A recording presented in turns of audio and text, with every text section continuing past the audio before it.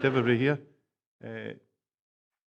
Just for the sake of having before we go into the agenda itself, just to tell everybody, I would like to remind everyone present that this meeting will be recorded and that the recording will be subsequent and available to public listening via YouTube, that is.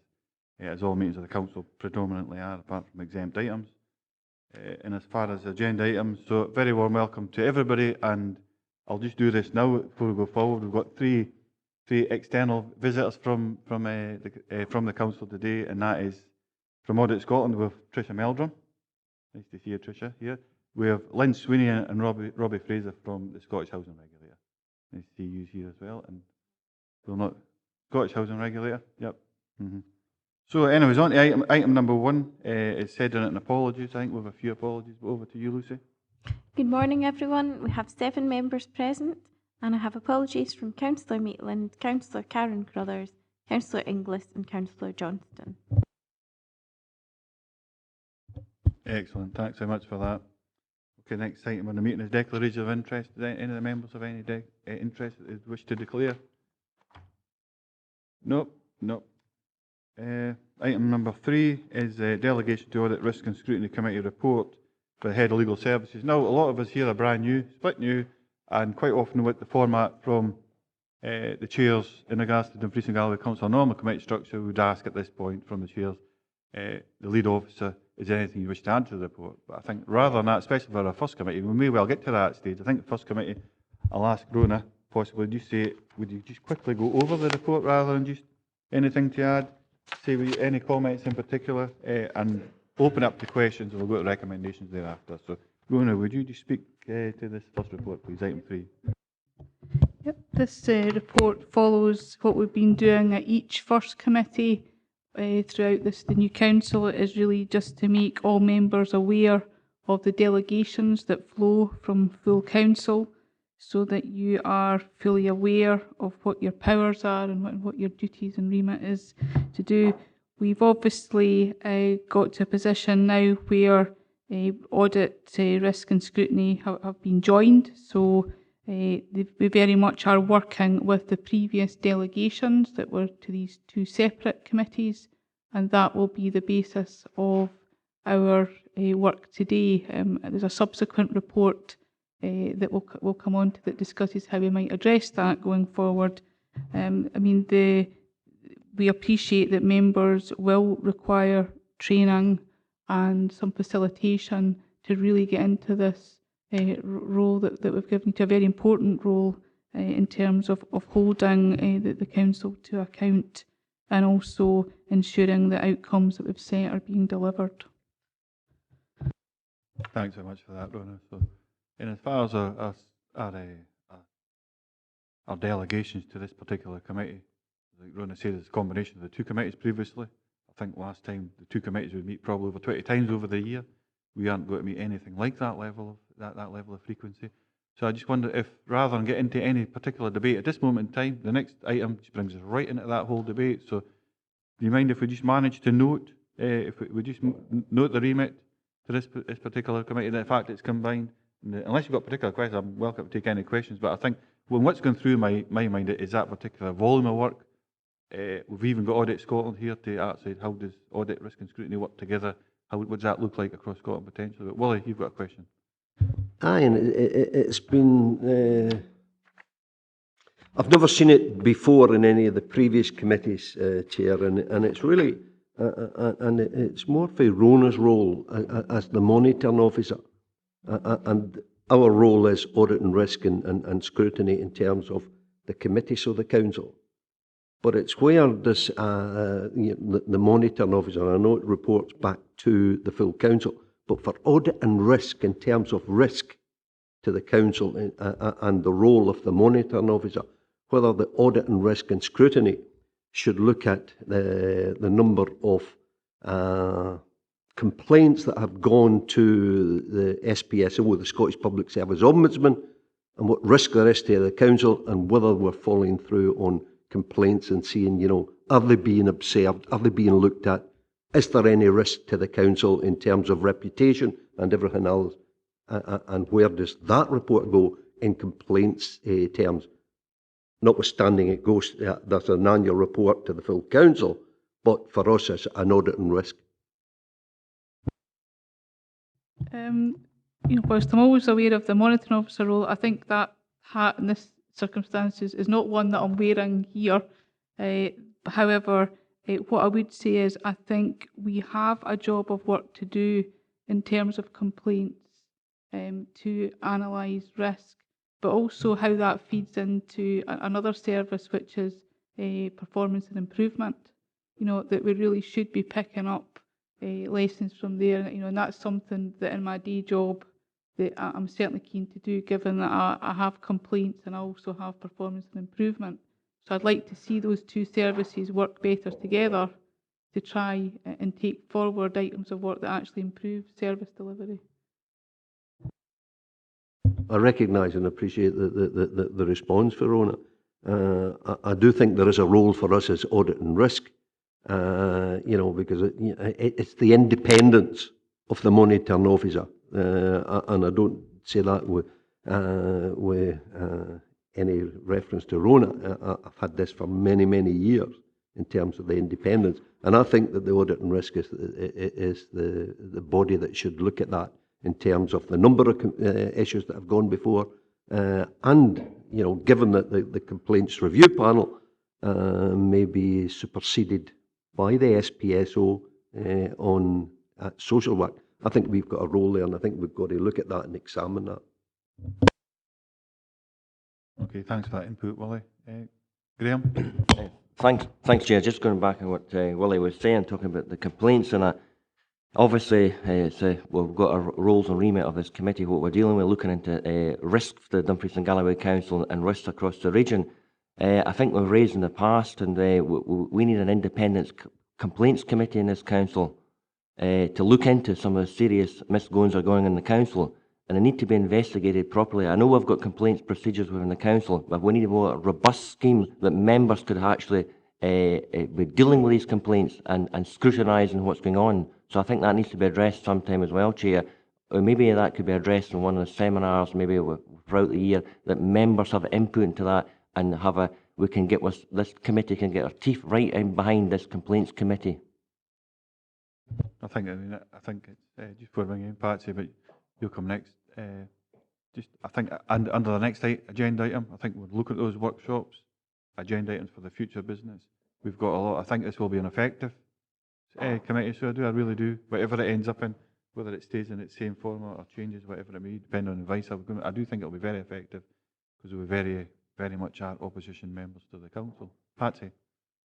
I'm just interested to know how because we're talking about risk to the council, which is what audit and risk, one of the jobs it was to see what risk there was to council in various forms, and taking about the complaints for argument's sake, because we've got it today. If we find that there is a risk to the council, normally we would perhaps have then sent that to scrutiny, but we are also scrutiny. How does that work? Is that a completely different meeting, or is it a different report? Or I'm just not quite sure how we have the transparency to be doing both. Patsy, because he's quite, I'm just going to move right on, finish with this item, move right, because all these questions fit right into the next agenda item. And we could actually, as part of that, we can note it probably for the workshop and such like. So just, if we agree to note the recommendations at 2, and you'll be the first question right in the back of the roundup. Go on, Patsy.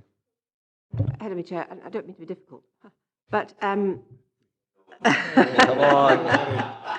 But that's what the recommendation today is, to note the remit. Now, I'm not sure that we can really do that at the moment, because I'm not sure that we kind of do understand the remit. We do. It's been agreed at full council, and we voted against it, remember? So we've had that democratic chance at this moment in time. So, and that's the point we're trying to get to. So I think these agenda items, you're absolutely right, we're being brought up here, but I think the next agenda item, I think we should be noting these and putting them into a workshop, potential agenda items, because we've got further reports in regards to workload, what that's looking like, so on and so forth. So I think we need to. So if we can note on page 1 that this is the remit of the Audit, Risk and Scrutiny Committee, move on to item number 4.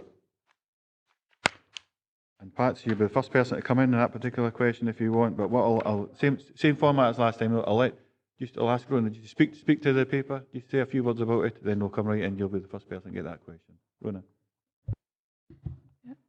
I think this report is really just to highlight that we fully appreciate there are a lot of new members on this committee, and there are also a lot of members who were not on either audit and risk or scrutiny before, as well as us having very experienced members.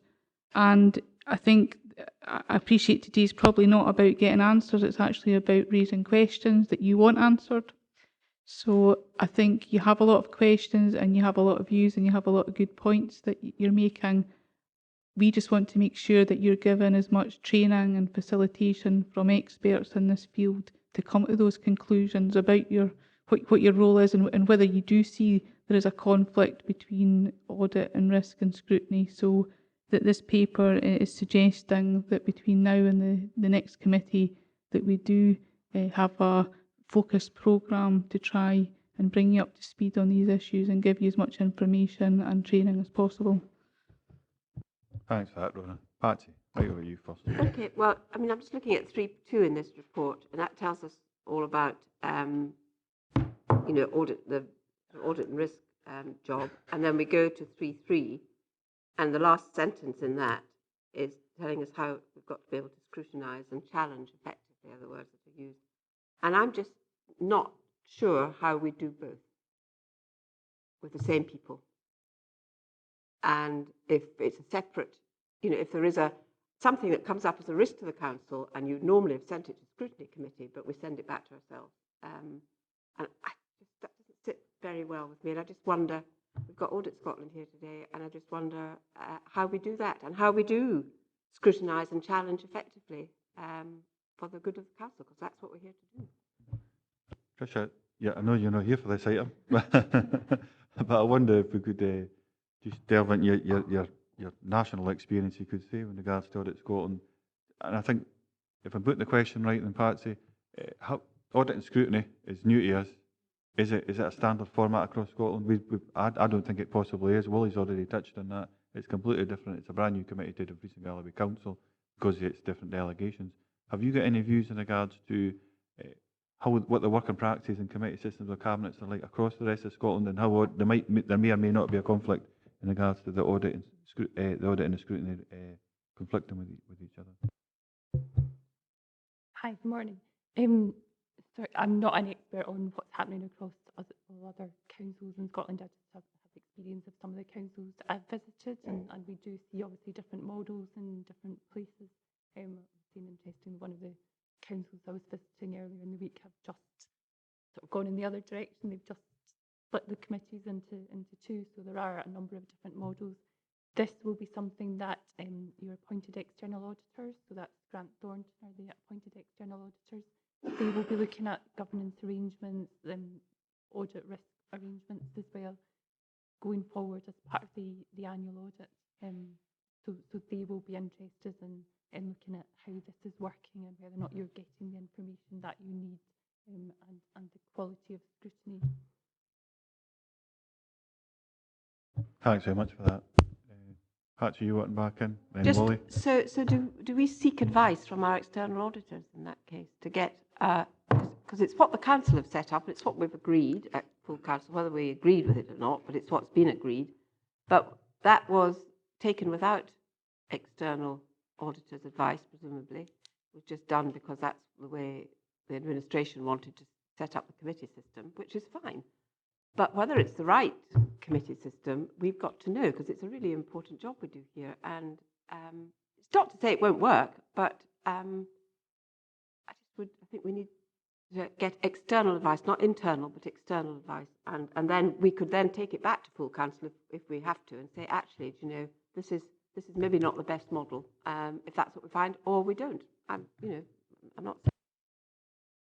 Yeah, absolutely. I agree with that entirely, Patsy, with your sentiments there. Just before you come in, Willie, that's what I think it's essential. We'll have this meeting. We'll have a chance to discuss and understand what our remit roles are. But as well as that, I think at this meeting we need to be thinking about future agenda items. We've got a workload. It's clearly outlined for the audit side in particular. Scrutiny is still quite open-ended at this moment in time. We will have our standard committee papers that we have to see. But I think we have to have a real discussion on about that. what agenda items do we bring forward. I think one of them has to be, is audit, risk and scrutiny actually fit for purpose? Because it would be sprung on the council. I would imagine the officials would have very little warning round about it as well. So I would imagine it'd be a piece of work we should be looking at, and independent auditors coming from outside, have a look at that, Grant Thornton, whoever. That would be absolutely right thing, the right way to go forward. Wally? Chair, I'm not too fussy about what our remit is. I'm more concerned with what our powers are. Because we can have audit, and rather than being abstract, I could give you an example. If members' inquiries is returning at 80% on audit, that members only receiving, or only, or the 20% members only receiving proper response to their queries, and you take that 20% and then you scrutinise why that is the case, that we're not receiving the 100% as the target is set out, then it's what powers do we have in terms of auditing that figure, then scrutinising the cause. What powers have we then to say that needs to improve, as is contained in 3.2? Now, you could do that with anyone in terms of the audit, which audit is about 80% of our financial dealings in the council, and 20% a very small window looking at how the council performs or where we want to direct it. It's when you start to scrutinise the reasons, the cause and effect, what powers do we have in terms of seeing that that's put right? Or are we just, is the dog still wagging the tail? Or what's the position? I suppose I put my thoughts on that first, Wally, and it's only thoughts, and come back to this training session we'll have. And what I've spoke about previously before I came to the committee with briefings and such like, with our heads of services that are working with me as chair of this committee, I feel strongly that we should have a 3-cycle committee in which, for when we get a report, we make a decision. And my understanding is, on the third time, we make a decision reference to full council. So hopefully that partly answers what you're saying. So if we get a report, but I mean, I'm going to put this to Rona to answer properly. So if we get a committee report on, say, members' inquiry services is below its target, so we've understood that there's an agenda item, and the next report will lay out exactly what information we want to see in regards to that. The next report would be, here's a full report in regards to that, and the final report would be, this is what we found between our 2 meetings, and this is where we would make a recommendation to full council at that point, because that is our remit, is my understanding, is that now we're watching that 3-committee cycle. So within getting that first report was an agenda item, we would then refer that to full council to say, this is a problem, the council has to recognise it, here's all the evidence round about it, deal with it in a proper manner. But that's my thoughts. That's initially, it's a methodology of working to try and cope with the level of delegation that we've got. But you can come back with it, or I can let Rona go. If I could get back, Chair, because the council has never operated an adversarial role. Where in our remit we can call officials to account, either at risk or audit and risk and/or scrutiny. And I've served in both, but the council has never had that as a function or a procedure that they have adopted. I think we've got to look at it closely in terms of that adversarial role, the powers that we have, and then to what you've said and outlined in terms of when we give it back to the council, then we give it back with an action, and we expect that action to be carried out. But if you've just got a role of being here for the sake of being here, because for many, many years we never ever had an audit committee, nor a scrutiny committee, so it's relatively new to this authority, not only to this authority, but throughout the whole of Dumfries and Galloway. So we need to define what the roles and responsibilities and power we have in terms of affecting anything that we find. And well, just I think on that point, and I have to be open and honest here, I think if this committee doesn't work in that role, what you're saying, I would have to question my ability as a chair, and I would find myself in contempt to actually be able to lead as chair of this committee if we weren't actually working in that type of way. What's the point of being here? I've been in lots of committees that have been ineffective. You talk a lot and nothing actually gets happened. This is not what this committee will be about, as far as I'm concerned, so long as I'm leading on it.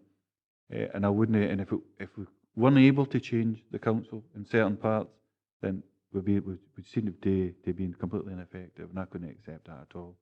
But Rona, do you want to add anything in regards to Willie? No, I think it would be useful if we explore these items in a non-committee forum, in a more informal environment where we can actually get some discussions. I mean, we have an internal audit function, and we have to work through how that relates to this committee. And this committee's role in that is about seeking assurances. You know, the audit team will bring forward reports, and it's for you to seek assurance that the risk management framework that this council's got is operating effectively, and that when there are improvement recommendations made by audit, that those are being followed up. These are the core activities that you will do as audit. However, in your role as scrutiny committee, you know, you have a wider remit to scrutinise performance, and that has always been in a more informal way. And the scrutiny committee did have evidence from a number of officers, and there were site visits in the past to other councils on how to improve performance. So there's a lot to discuss, and I think we could do that quite effectively in some workshops over the summer. There's one thing I will emphasise: I will want the voice of this committee heard through the council and each individual member, whatever political affiliation. I would expect a voice to be heard, and hopefully you'll see that even going through today. Any other questions in regards to item 4? Sorry, Graham. Graham, were you wanting, Graham? Oh, no, okay. Oh, sorry, Graham Nicholl. Sorry, Yeah. Apologies. Hell must be about to freeze over because I totally agree with Willie. Wonders will never cease. Yes, Willie. No, I mean, I have, apart from the problems we're going to have with auditing something and assessing the risk, and then maybe scrutinising that, I can see that as being a problem. But I've also got concerns about the workload. You know, you said that the last year the two committees probably met 20 times. Well, I understand that scrutiny maybe didn't have as big an agenda as audit and risk, but I still think we should have two separate committees. That's my personal opinion, and it'll take a lot of shifting to get me to change my mind. But I've got grave concerns about the workload and the ability to do the two jobs effectively. So I think that we need explanations for that. If it was a cost-saving exercise, well, it's maybe a cost that shouldn't be saved, because we can waste a lot of money by not scrutinising and auditing properly. That can be a big problem. So I've got grave concerns about it. Good to hear that. And as far as we'll pick these up at our workshop, ideally. Willie? Yeah, and again, I hear what Rona would be advantageous to work through this. And I come back, I used the members' inquiry as an example. I could use another one. And I understand that at Social Work Committee only the other day, that there was 6 exempt items of business to do with complaints that have come forward from members of the public. But, you know, it would appear that many of those complaints, that it does not seem that the department is learning from past practices. And if you start to scrutinise that, why is that the case? Is it, you know, that people need trained? Is it that there's insufficient staff being employed, or is it a lack of staff in certain areas? So we can audit, but then when we scrutinise why, and then if we come to a decision, then how effective is that decision going to be in terms of getting it carried out?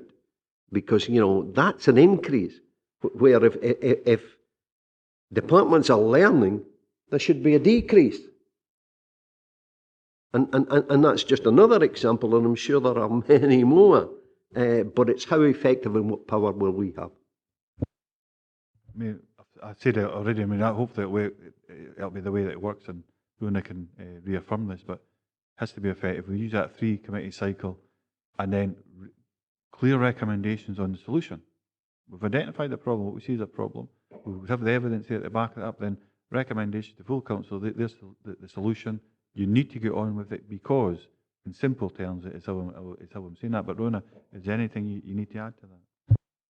No, I don't think so. I mean, that the powers, certainly in the scrutiny function, remain the same, that it's referral to full council for implementation of their recommendations. And I think they have had a reasonable track record of taking forward the recommendations from Scrutiny Committee in the past. Graham? Yeah, we've heard reference in the debate here about a complaints committee. Who's on this complaints committee? Doesn't exist. Doesn't exist. What's been brought up in the past, Graham, to put that into context, that I first became aware of it really in 2013, after being 6.5 years of a councillor. It got to the extent where I thought I must make a complaint about this particular service, without realising that as a councillor on the Dumfries and Galloway Council, we have not got the ability to be able to complain. So I put forward an official complaint, and that's when I became aware that actually we can't complain. We have other routes as it stands. Now it's whether we look at an actual complaints committee, and the routes, for instance, is we can have a report brought to committee with discussion with the chair and the director. That's the route that we have, or we can use standard audit 18, whatever it may be. We have different routes in which to get a particular item, but I was complaining about a particular service and a particular issue and the way it was actually behaving. And I made an official complaint after 6 years of tolerating that. I finally, and I received at that time, you can't actually complain after about 4 weeks before that finally got back to us. And that's the point that's been raised with both Graham and Wally. We have now, as a councillor, we haven't actually got an official way in which to complain. So if you want to complain as a councillor, you cannot. You can only raise it either with your group, but if you're not with your group, you have to then get a second. You've got to be a proposer and a second to that. So some of us are being disadvantaged, to say the least. And as a council, I think we have to be fair and equitable in regards to that, Graham. Yeah, I mean, thanks for that explanation. Willie mentioned social work and complaints at social work exempt items. Do they ever get scrutinised? That process, what Willie referred to, was at the end of social work, we exclude the public, so we can look at the finer detail of those particular complaints, and that's exactly what they do. They do get scrutinised, but I mean, that is certainly one. So they actually do, in regards to that, they do actually get scrutinised, and they do come through the performance indicators. We see them through business plans, so on and so forth as well. So we do see them, but I mean, I think do we scrutinise them properly? I think that's what Willie said on many occasions. Do we actually? So if a complaint comes, for instance, I will not go into any detail, and we made a particular decision around about the complaint and how we would react to that. Again, Wally and Graham's question is around about, was that the right action? How do we actually scrutinise that properly in the right format? Whether it's, I think there's a whole raft of things. This goes back to our workshops in particular. It says we'll have a proper open discussion so all these things can come out. I'll tell you, just before you come in, Willie, if you're looking to come in, but I'll give both Matthew and Ian just a chance. If we've got anything, because brand new here, haven't said anything, maybe feel very comfortable with the fact of not said anything, but if you're looking for any questions or any points at all, just feel free to come in. Wally? Thank you. Wally, will you want to come back in there? I wasn't Chair, but I'll come in soon you over. No, Chair, because, and I hear what you're saying, and I also hear that you say that as a committee they scrutinise the complaints. I only use that as an example. Not that scrutiny should be doing the job of social work committee. It's the fact that how is the performance in terms of the complaints that are coming forward, the number, rather than the specific detail of those. And Rona's sitting there, and there was one, and the functions of the complaints review panel is clear. And a committee, or that particular committee at the time, it's now moving on to the SPSO, which puts a different emphasis on it. But the procedure is that you should only move or go against or not accept the recommendation from the complaints review panel in exceptional circumstances. Now there was issue, we dealt with it, Rona made the report. What I'm saying here is, it's the audit in terms of numbers, and is the department, and that can be any department, are they really learning from it and making improvements in the performance? Not to start to scrutinise every complaint that came forward, whether they did the right or wrong thing, but are they learning from it? Because the council is at risk. And there can be serious risk in terms of the vulnerable people that are being dealt. Now that could be in planning, no vulnerable people in planning, but the same could be applied to planning or indeed any committee. And it comes back, I'll harp back to, it's what powers do we have? Or it's just, to fulfil a role that we've got it and we tick the box up in the Scottish Government to say we've got an audit committee and we've got a scrutiny committee. But, you may as well, a toothless tiger, you can roar all you want, but you can't bite. I look forward to you holding me to account with it. I really do, and I know you will. But Rona, did you touch on it again? No, I mean, I think the individual examples, but you are making, I think, points that we could turn into a stream of work for the committee. Seriously, that we should be, look at. No, that we do have a framework where, I mean, you have a role to scrutinise, but scrutiny, hopefully at the end of it, has the desired aim to actually improve what we're doing as a council. So in that, you would want assurances that when people are making complaints, that lessons are learned. But what's our framework for ensuring that at the moment, and how does it link in with performance and improvement and individual improvement activities that are going on in the services? That's right, that you should seek assurance that these things are happening and how it's happening. Totally agree with you, Willie.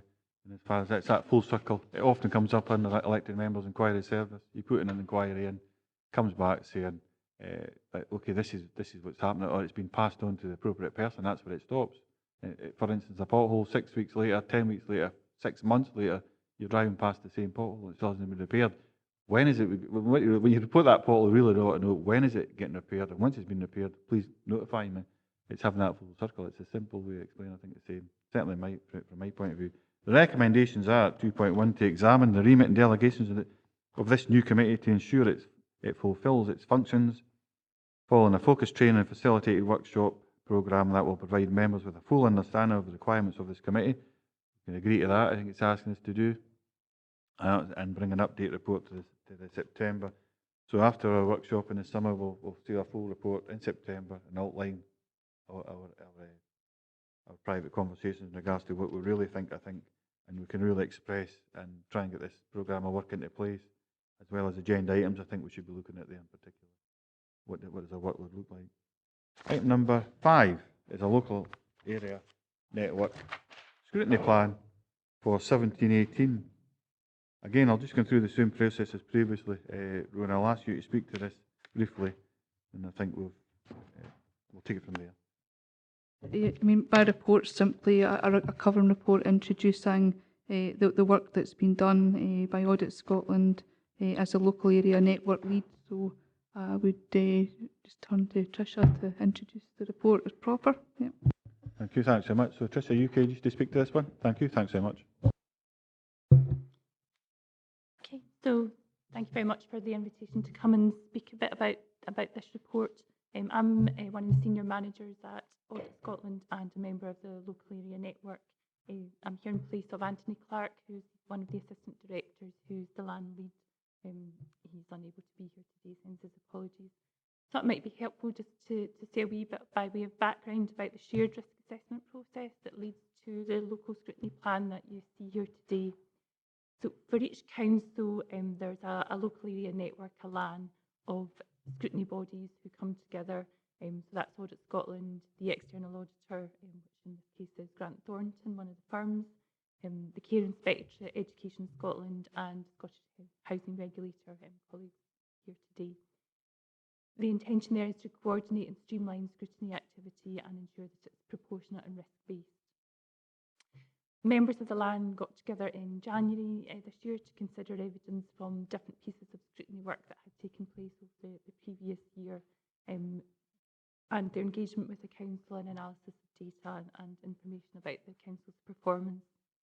The LAN identified any scrutiny risks where members plan to carry out further work over the year, which forms the basis of the plan there. Scrutiny bodies also discussed their planned work in relation to annual external audit and other national programmes that are not driven by particular scrutiny risks in relation to this council, but are part of planned programmes of work by the various bodies. Sitting above the land process, there's a national strategic scrutiny group and a planners and schedulers group, so that's involved in things like making sure that we don't have clashes, that scrutiny bodies aren't trying to do pieces of work in the same council at the same time, so trying to make sure that there's a more coordinated approach to that. So other scrutiny bodies are involved in that national work, the Inspectorate of Constabulary, Fire Inspectorate, Healthcare Improvement, Scotland, so they feed in through those processes. So the land prepared a draft scrutiny plan on the basis of those discussions and that intelligence. That was then shared with the Council Chief Executive and colleagues for some comments back. The draft plan was subject to internal quality assurance processes and consistency checks within Audit Scotland, where we looked at all the draft scrutiny plans. And then the final plans were published on our website in May, along with a national scrutiny plan that pulls together information from all these plans.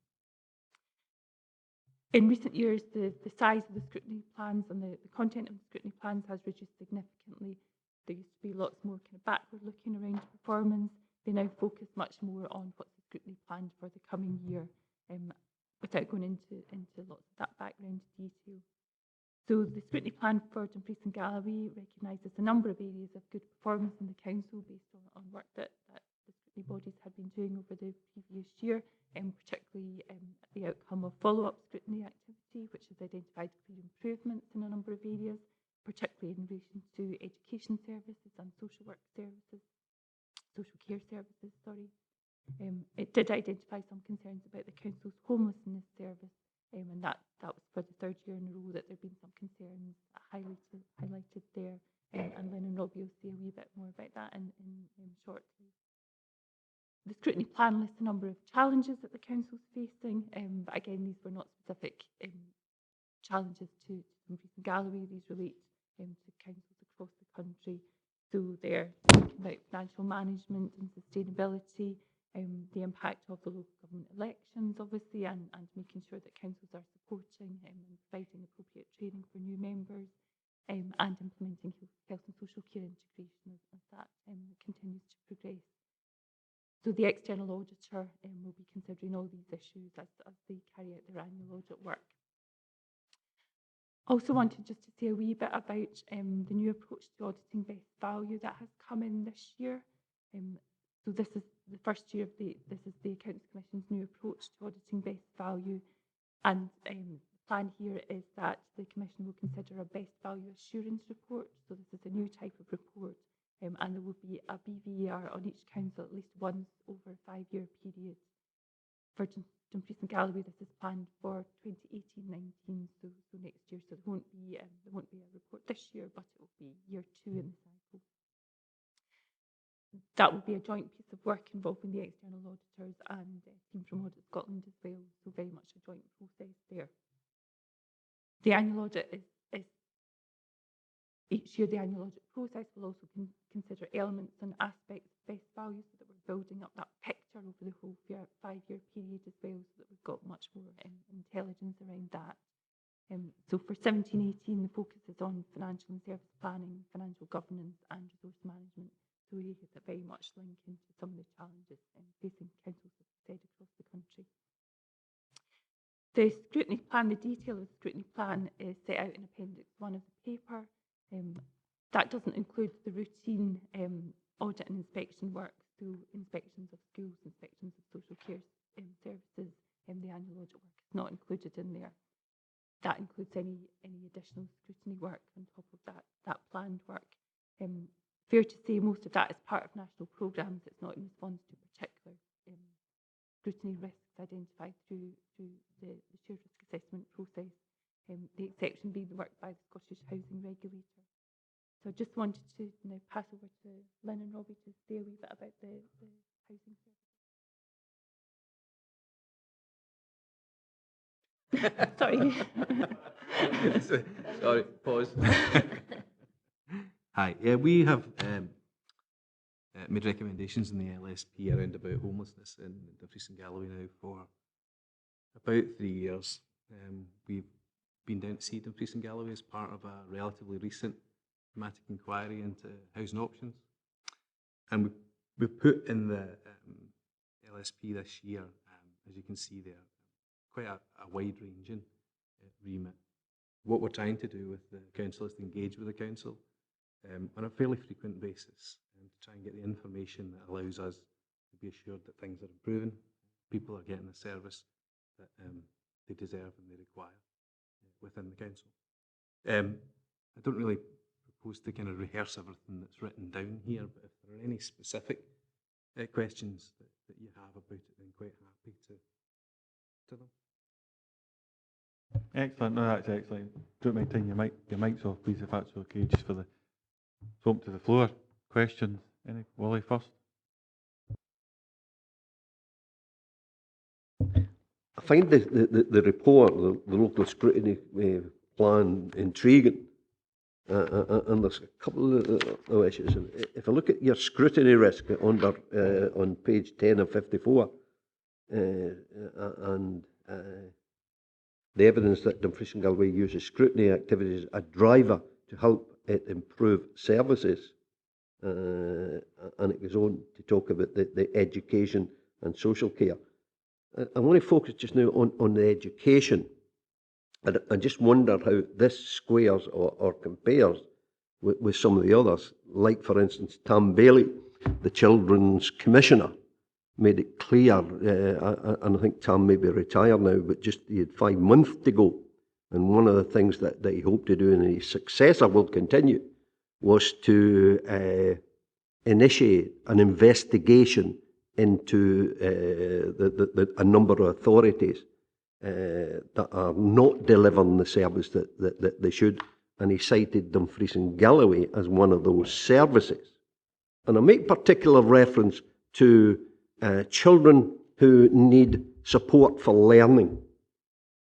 And I'm dealing with a number of issues west of the region where our numbers have reduced in support for learners.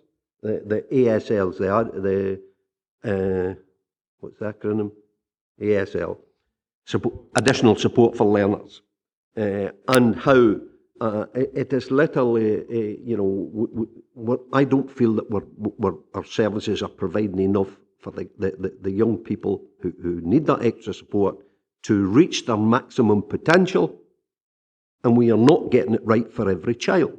And I think that was the essence of Tam Bailey's move to get an investigation.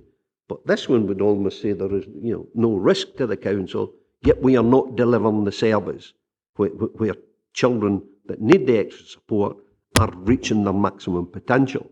So that's where I find the report intriguing.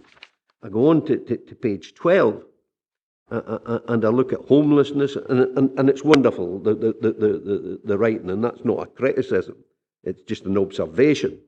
Then I look at, are we properly managing the housing stock? Dumfries and Galloway do not have any houses, but we've got the arrangement, well, we had anyone in the full common housing register, but that may not be so full now, or about not to be so full. But are we managing our stock, or the stock that's out there, to prevent homelessness? For instance, if it's a means of two people wanting to exchange, but we find so many things put in the way of that exchange. The person may not have a good rent account or whatever, but maybe facing harassment. But, in the simple way would be to if there's an exchange available, we could get an exchange.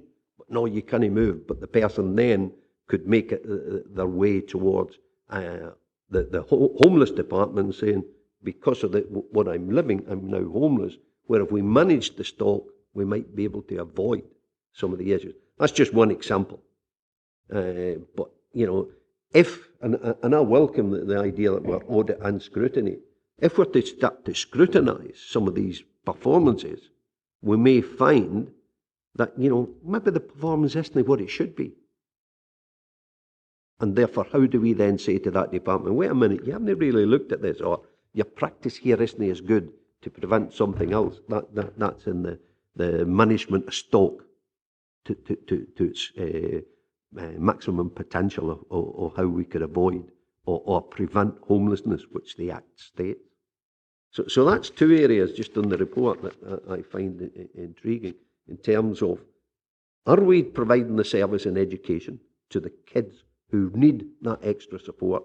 And if not, why not? And why am I not doing it in terms of the GAFIC and the support for learning? And again, in the homelessness. The comments in relation to education services, so they were came through Education Scotland based on their follow-up work and their ongoing inspections and ongoing engagement with the council. Fair to say they felt that things had moved on against the recommendations that they had made, and they again felt that the council was showing strong leadership, the education department was showing strong leadership there. So they were recognising a number of positives in how they had seen things move on since the previous work that they had done and against the recommendations that they had made previously. It's not to say, obviously, that there's not also room for improvement, but recognising that things had improved and things were moving in the right direction. I can certainly feed back these comments to colleagues from Education Scotland around additional support needs for this and support for learning. We have 4 local authorities across Scotland in their highest engagement area. And those are the ones that had the most concern. Dumfries and Galloway is one of them. And as I said already, the LSP contains an awful lot of information. We tend to generalise it up a little. So when we're talking about access, it's about prevention, how people get the correct service for them at as early an opportunity as possible to prevent them from becoming homeless. And that's part of the area that we looked at in terms of our last physical engagement with Dumfries and Galloway Council and Housing Options thematic. I think it's fair to say at the time the Housing Options thematic in general found that process. What we're doing now with Dumfries and Galloway is trying to move a systematic, straightforward way to an improved service around the whole process, whether it be the statutory homeless service or whether it be prevention of homelessness. There are some relatively new national guidance came out last year around about housing options, which is the label, if you like, for prevention out with homelessness. So yes, we would take on board your comment that there are lots of different areas that have to be applied by the council to make sure their services working appropriately. We're trying systematically to get some assurances that that's what's going to stay. Patsy, did you have your hand up? Thank you. I'm just looking at the scrutiny plan on Appendix 1, which is page 14. And I presume this is going to come to an end in March 18. And I noticed that 6 out of the 9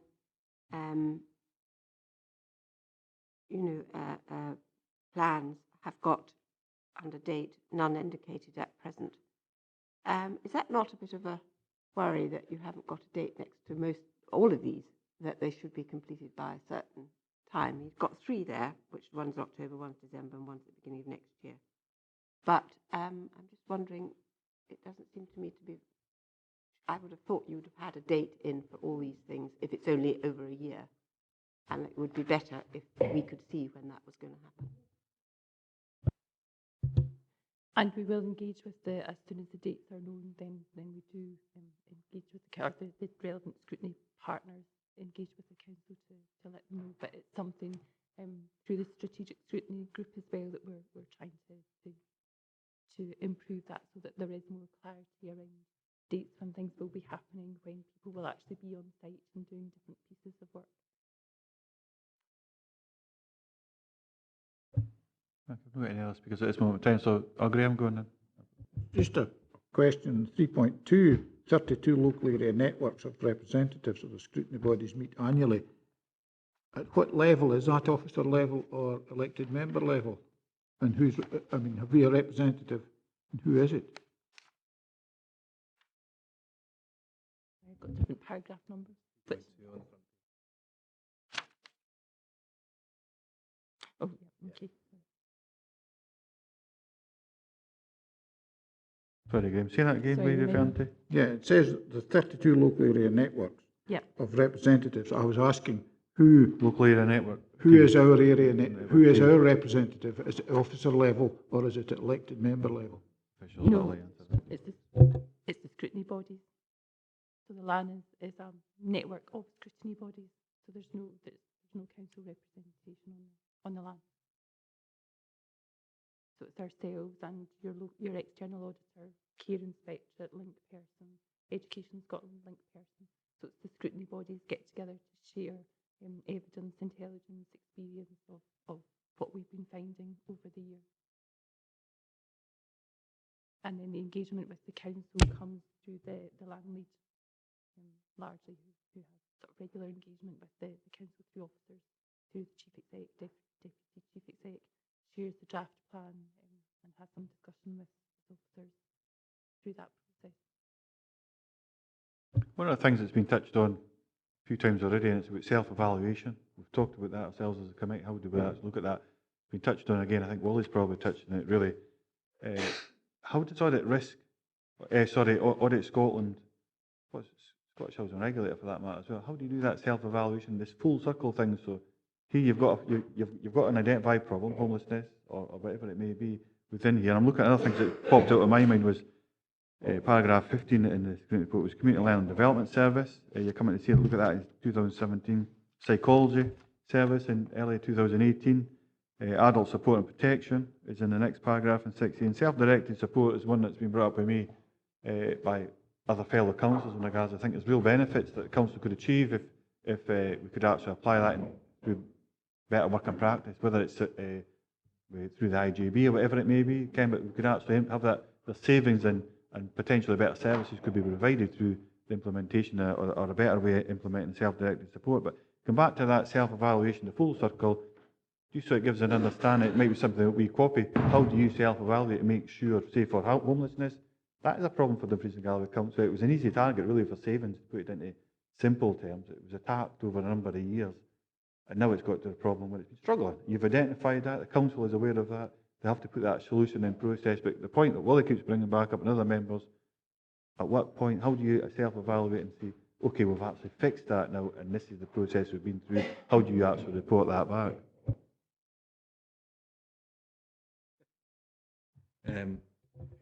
Two answers, a kind of general one, nationally, and specific one, every year we carry out a risk assessment of homelessness across 32 local authorities, using mostly statistical base that comes from specific individual cases that go through homelessness, HL1, and then ancillary statistical bases and prevent one, which is to do with housing options or prevention, and then HL2, which is migrating to HL3, and also our own returns from landlords on some specific stuff.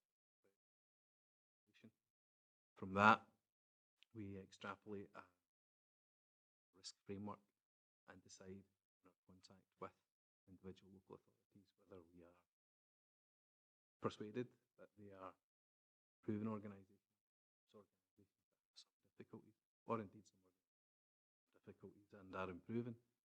In a specific local context, we have had engagement with Dumfries and Galloway now for quite a few years. We've been out, we've looked at some of the services, we have a kind of more in-depth specific knowledge about Dumfries and Galloway in some circumstances. We've elected to pursue Dumfries and Galloway's improvement agenda around about homelessness. Interestingly enough, I think it's next week, the Scottish Government publishes its most recent, or finished on the 31st of March last year, statistical output on homelessness. And that will begin to show if Dumfries and Galloway is in fact beginning to turn the corner in some of these areas. And certainly we have a job to do in trying to make sure that we understand those stats and that we can apply them to Dumfries and Galloway and get the assurance that we need improving, so we don't have to be, year on year. But as I say, we can't really prejudge those stats. they're not available to us. I think in general, we have a relatively robust risk assessment. To give you some sort of idea, there are at least 34 individual areas that we'll look to in homelessness. 4 major areas: access, assessment, temporary accommodation, and outcomes from accommodation. And within those, we'll look at individual decision levels, we'll look at education levels, we'll look at the interplay between prevention and homelessness. So we do quite a bit of preparation. Thank you very much for that. No other questions? Let's go to our recommendations, make a decision. Go on, Willie, yep. We're going straight back to recommendations after that. I've actually raised it in terms of Appendix 1 and scrutiny plan, and have we got any influence in terms of asking you to increase on any of the workload here in terms of activity, scrutiny activity? I make reference to, and I did in terms of children who require that additional support, and whether indeed we are meeting targets or setting that they are being educated to their maximum potential and so forth. Could you take that on board, or have we got any influence in asking you to look at that within Dumfries and Galloway? We can do the scrutinising of it, and that's where I welcome the audit and scrutiny. We can do the scrutiny of it, but for you, because I know the Scottish Government are particularly, and we've heard Swinney talking on it, in terms of they've got to do better for these kids. Yeah, we're very keen to, as Audit Scotland, as a LAN, as scrutiny bodies, very keen to be engaging with members and to hear what are the concerns of members and what do members see as areas that would benefit from further scrutiny activity. So we have to all then consider that as part of our overall work programmes and see where are the priorities, where are the resources, etc. But very keen, yes, to be engaging with elected members to understand what elected members see as being risk areas so that we can consider that as part of our thinking about our work programme. Can I ask then, Chair, in the recommendations, as you're turning to, that we look at this as adding it to our internal and then look to the support for external to look at whether we are reaching targets when we come to the recommendation, not just to consider it, but add that as an extra role to look at. Take advice in regards to that, Willie. I mean, my view is that we should focus predominantly on get to every point that we want to get to as far as audit, risk and scrutiny, but I like that workshop in particular, so we're all fully up to speed and aware, and if it has to become a particular agenda item, then we'd have that. But Rowan, have you got any advice in regards to whether we can actually accomplish what Willie's looking for? No, I think your proposal there, Chair, is a good one, that we consider the LAM report as it is, but we'll note Councillor Scobie's recommendation for an item of work, and we'll take forward that to the workshop. Okay, Willie. Okay, so other than that, so I go on. Sorry, Tricia. Just to clarify, I meant we would consider it for potential future work. This is now a final plan for this year. Okay, I suppose, and particularly at local level, this is where we want to be looking at. But ultimately, I would imagine as part of that process, we do refer to full council. But if we're referring to full council, Audit Scotland will become aware of a particular issue as well, won't we? So the recommendations were asked, having received a briefing from Audit Scotland on the local area network, lead to consider the local scrutiny plan, which we've done from Dumfries and Galloway Council, attached as the appendix to this report, and how we've got to capture the request from Willie. We'll just put that on as part of our work plan in regards to our meetings through the summer. We'll put that on as an agenda item or a potential future agenda item. Item number 6. Thanks very much. Just before we finish, actually, thanks very much to Tricia, and let me double check, it's Robbie and Lynn from Scottish Housing Regulator. I'm no good at names, so thanks very much for coming. Your time's very much appreciated. You're welcome to stay for the rest of the meeting if you want, or you can head off. But I think your seats are needed. We've got a load of folk at the back potentially. But thanks very much for your time for coming. Item number 6 is regards committee report in regards to our internet audit reports which have been issued. We've all got them. I think we've had a chance to have a look at them. I'll use the same format as what I've used previously. Rona, just to give Kevin a chance to get seated and such like. Do you want to speak, say a few words, or Kevin would be maybe better speaking to the actual committee paper himself? I'll give Kevin a chance to get sit down. Get still together.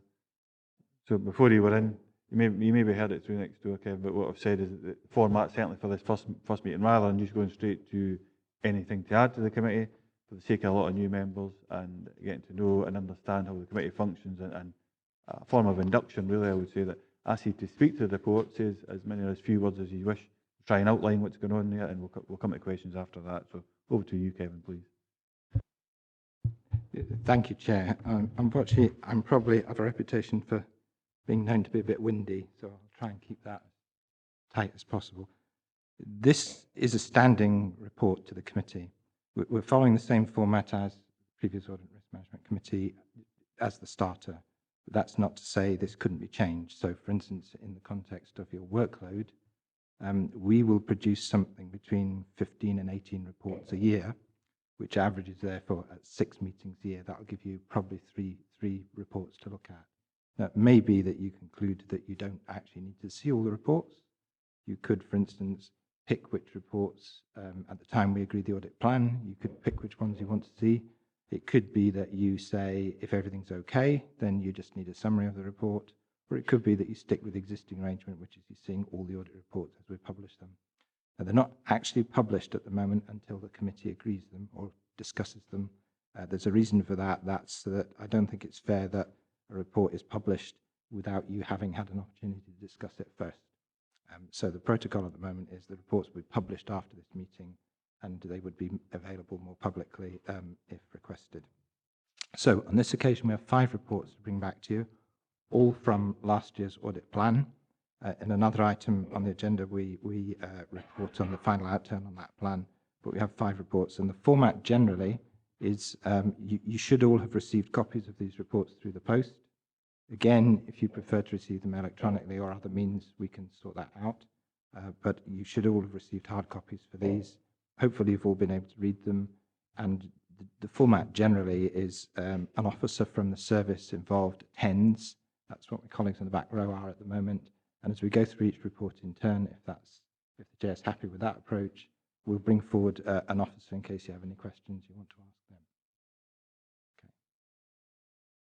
Excellent. Thanks so much for that introduction, Kevin. So if we go through each report as Kevin's suggestion, our first report is National Fraud Initiative. That's Heather, I think, isn't it? Who will come and lead in that. I'll just open up to the floor in regards to, unless you want to say a few words to it first, Heather, just say a few words if you don't mind. Haven't prepared for that, but say a few words and we'll open up to the floor for questions. Hi, thanks very much for that, Chair. This is, as Kevin outlined, this is the follow-up report. We brought a report to committee in February where we outlined the range of improvements that we'd made on the back of both the Audit Scotland report and indeed internal audits report, and we've certainly embedded a number of those improvements as business as usual. So give you that assurance that all those improvements are actually now what we routinely do across the range of services.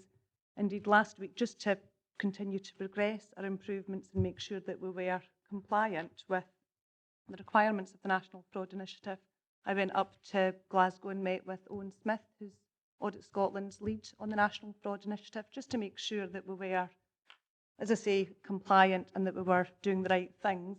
At the point that this report was written, we were mid-investigation of the priority matches, and I can just give you further assurance that that work is continuing, and indeed the feedback from Audit Scotland at the point in time last week when I dipped in was that they could see a significant difference in terms of our practices, and they were more than happy with the approaches and the type of approach that we were taking moving forward. An area of focus that we're going to do, and as I was sitting next door listening to the item prior to this one, it was interesting hearing you speaking about improvements and changes in the back of audits and investigations. That's certainly an area of focus that we're encouraging the individual officers who work on completing the NFI investigations is actually to signpost where they're making process improvements in the back of investigating some of the matches. So we're certainly now capturing that on the portal where the NFI investigation work is carried out. So as I say, we are certainly on an improvement journey in terms of our approach to NFI. Thanks very much for that, Heather. I'll open up to the floor first for any potential questions. I mean, I enjoyed reading this piece of work, haven't been over involved. When I was reading it, was this Ricky Hatton came down through the national? Was that part of this whole? Even though was that something completely different, right? Okay, no, but that's what triggered in my thought process. I attended that seminar stroke workshop. I found it I found it valuable actually. I hope it's something that we can revisit as a committee. Actually invite them back to, so that the committee's got up to the most up-to-date knowledge in regards to that, and it probably fitted in a wee bit with this. And certainly there was a correlation between the two in my mind. But any members got any questions in regards to this particular report? Graham? Thanks, Chair. In 2.3 in the report, it's briefly reported the Council did not fully engage in the 2014-15 NFI exercise. To what level did we engage and why didn't we fully engage? Whose decision was that not to fully engage? Chair, I'm happy to briefly trot back through the history. NFI works on a 2-year cycle. So we have a lean year and a heavy year. So in a heavy year, 5 or 6 significant databases, payroll information, sort of stuff gets uploaded to the portal and matched to lots of other databases, some national, some held by other local councils. In the lean year, it's limited. It's limited to council tax, and sorry, I've forgotten the other one. There was another one as well. Electoral register. Now, what had happened was the council tax team are geared up to do this on an annual basis, and so it kind of happened automatically. But there was a breakdown in coordination, so information didn't work its way through, so the second database wasn't uploaded. And as a result of that, we were criticised in a national report, not overly criticised, I have to say, but it was identified that the council was, in effect, had not fully participated and was not engaging properly in the process. The evidence, they took that as evidence that the council wasn't committed to this process, which wasn't true. It's just there was a breakdown in coordination arrangements. So in the 14-15 year was our low point, shall we say, and we've been building up from then, and most recently for the 16-17 year, we've got very good arrangements in place, very effective, and we're very confident that we would not attract that criticism again. I would have to ask the question, did the person who didn't upload that get their backside kicked? We'll just leave that there. Yep. See, and as far as a general question that came through, it's a report later on. We'll just touch on it very briefly now, but we'll come back to it later. So you don't have to answer it any great. In fact, you don't have to answer it. I'm just making aware of the question that's coming, really, Kevin. But I think we've got over 6,000 full-time equivalents in the Dumfries and Galloway Council, something like that, employees. And I looked at the level of resource that the council if we take an audit risk, scrutiny for that matter, seriously, 4.7 full-time equivalents. The workload, that point that Graham's picked up on there, that may well be an indicator that it might have been a slip, it might have been a lack of resource, I don't know, but probably pick up on that later on, probably as a pre-warning. That's what it stood out to me. The amount of services, the money we spend, the services that we deliver, have we got this resource properly? But we need to have a proper discussion on about that. Anybody else got any question in regards to that particular piece of the appendix? Next one is a substandard accommodation. And we've got Mr. Jim O'Neill here for that. Talk to that. Jim, if you don't mind, just same format as I've asked everyone else. Just a brief outline or in as many or a few words as you want, but in regards to the report here, and we'll have some questions on the back of that. Thanks, Jim. At your time. Okay, thanks, Chair. Just in general terms, landlords have a duty to register with the council before they let private residential property. That's a requirement of the Antisocial Behaviour Act 2004. On top of that, anyone that operates a house in multiple occupation, which generally is a shared property where people that are unrelated share the property, there's a requirement to operate within a licence that's granted by the council, and that's under the terms of the Civic Government Scotland Act 2001. In general terms, in Dumfries and Galloway, the private housing sector, the private rented sector, plays an important role in the housing system. we've got a larger proportion of properties in the private rented sector than many other parts of the country. And I think that's a reflection of the rural nature of Dumfries and Galloway and the dispersed nature of large parts of our housing stock. In terms of operating the landlord registration system, the Scottish Government recommend that local authorities adopt what's described as a light touch approach. What that basically means is that there's a kind of assumption that when people register, that they are in fact fit and proper to operate, and that there aren't detailed checks taken in relation to every application that's made. And when I go into the numbers that are involved, you'll understand why that's the case. However, it is important to also understand that where there are issues brought to the Council's attention, there are powers open to the Council to take action, and where there are significant issues brought to our attention, we do take action and we can demonstrate that. In terms of the scale of people that register as private landlords, it fluctuates all the time, obviously. So any figures that we give are a snapshot in time because people come on and off the register. But in broad terms, there's around 7,000 private landlords registered with the Council. That represents around 11,000 properties in the region, and there are around 100 houses and multiple occupation licences on the go at any given point in time. So that's a kind of broad description of the sector, and I think the report that members have in front of them describes the actions that the Council can take to deal with properties that don't meet appropriate standards within the sector. And I'll be happy to answer any questions that members may have on the topic. Thanks very much for that, Jim. Much appreciated. Any members got any particular questions? Pat, to you first. Just quickly, Jim, I'm looking at paragraph 7 in the report, which is under does any further action need to take place? And it refers back to item 5.3, which is accommodation that is below standard. And I notice in this one, it is the council and the NHS staff who identify accommodation that is below horrible standards. Does that primarily come under private landlords, or is that RSLs as well that have some property that you find difficult or we shouldn't be using? Yep, thanks, Chair. Registered social landlords are required to meet the Scottish Housing Quality Standard, and that's a different standard from the tolerable standard. It's a much higher standard, and my understanding is that all registered social landlords operating in Dumfries and Galloway are either achieving that standard or on track to deliver that standard by the required date. So there generally aren't property condition issues within the social rented sector. There may be individual cases where there's disrepair or repairs are required to be carried out, but there aren't systemic problems within that part of the housing stock as a result of the implementation of the Scottish Housing Quality Standard. In relation to section 7 of the report, my understanding of that recommendation is that we develop stronger partnership arrangements with the range of services that actually go into people's homes. So we've got partnerships, for example, with social work, with NHS, where there are a number of professions that actually go and see people living in the community, and very often poor house conditions can have, for example, wider health impacts.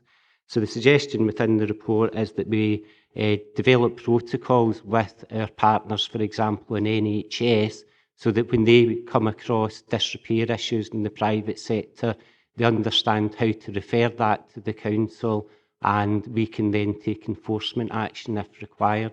So it's basically to use the kind of collective eyes and ears that are within the public sector to help bring these issues to our attention.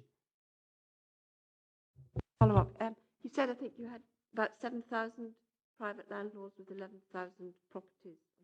What proportion of those are below tolerable standards at the moment? The tolerable standard's an absolute standard that means that the property is not fit for human habitation. As far as we're aware, There are no properties on the register that are below the tolerable standard, as far as we're aware. However, if they're brought to our attention, we'll require the landlord to address that with immediate effect. And if the landlord fails to comply, there's the option of a third-party referral to the Scottish Third-Tier Housing Tribunal, who can take enforcement action against the landlord and issue an order that requires them to carry out the repairs. And if the landlord fails to comply with that order, we can then take a report to the council's licensing panel, asking for the panel to consider whether they're a fit and proper person to let residential property. And in the past, my experience is that the council's licensing panel takes very effective and robust action against those that fail to comply with the legislation. So there are examples of a number of cases where decisions have been reached that people aren't fit and proper to let residential property. Thank you. A couple of things for myself, unless we've got anybody else wanting to come in. Oh, sorry. We've got Graham Nicol. Sorry, Graham. It's just, Jim, it's just on what you were explaining to Pat there. Do you have the power to suspend a tenancy if you find a house which is really, really low, brought to your attention by a complaint? Can you go in there and remove that tenant and put them into other accommodation? Do you have that? Or suspend the tenancy? Or I don't know how the technical description would be, but do you have that power? Thanks, Chair. That power would exist under the legislation that deals with the tolerable standard. So where a property fails to meet the tolerable standard, the local authority can close the property. However, in the first instance, what we try and do is get the landlord to comply with their statutory duties and bring the property above the tolerable standard.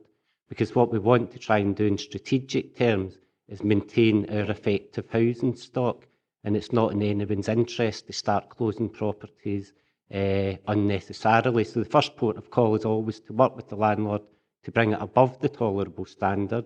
If there are immediate issues of concern about a family living in a property that was believed to fail the tolerable standard, in those circumstances they're entitled to make an application to the council's homeless service because the property isn't fit for habitation at that point in time. However, we also try and prevent that as well through the common allocations policy, where 60 points are awarded for properties that are below the tolerable standard. So ideally, we would be looking to rehouse people directly and prevent the need for a homeless application. And that would be part of what has previously been described as our approach to housing options. We're always trying to give people the best advice about their housing circumstances and how difficulties can be resolved. And we're always trying to prevent homeless episodes where we can. I remember the experience that the council went through was a private individual, fair enough, I'm not getting into the circumstances, but not that far away from here. The house got to such a state it was razed to the ground, which is not that far away from here, but that was a private individual, so I would imagine those powers would be used, some similar powers would be used in the case of a landlord as well, private landlord. Willie? Yeah, Chair, thanks. Jim, I'm looking at two parts of this report. I'm looking at 5.7, and maybe you could give some clarity to that, where it starts by saying the council operates a scheme of assistance which is reviewed on an annual basis. In the recent years, that this has included amongst its properties offered repair grants to private landlords to bring properties up to tolerable standard. And then in the last sentence it says, the emphasis of the scheme was on assisting all eligible property owners financially rather than focusing specifically on improving the quality of accommodation. I'm not quite sure what that's actually telling me. To me, it seems to be saying two things going in different directions. I suppose we want to be reminded of, this is actually Kevin's report as well, but Jim's here to support, but it's whoever he feels best to answer the question. But it is, it's like, my reading of that is, the first part is to say to improve the accommodation and bring it up to tolerable standard, and the next one is that you give financial assistance rather than focusing on improving the quality of accommodation. Seems to be looking two ways at one time. That's my first question for clarity on that one, Jim. And you raised, you referred to in your last remarks to the previous speaker in terms of housing options, and I know it's not on this item that has been looked at in terms of effective use of housing stock, and I did refer to it in a previous report, and that's really, you know, this one tying in with just how effective are we, not bearing in mind that we don't have stock, but just seeing that effective use is being, stock is being effectively used to its maximum potential.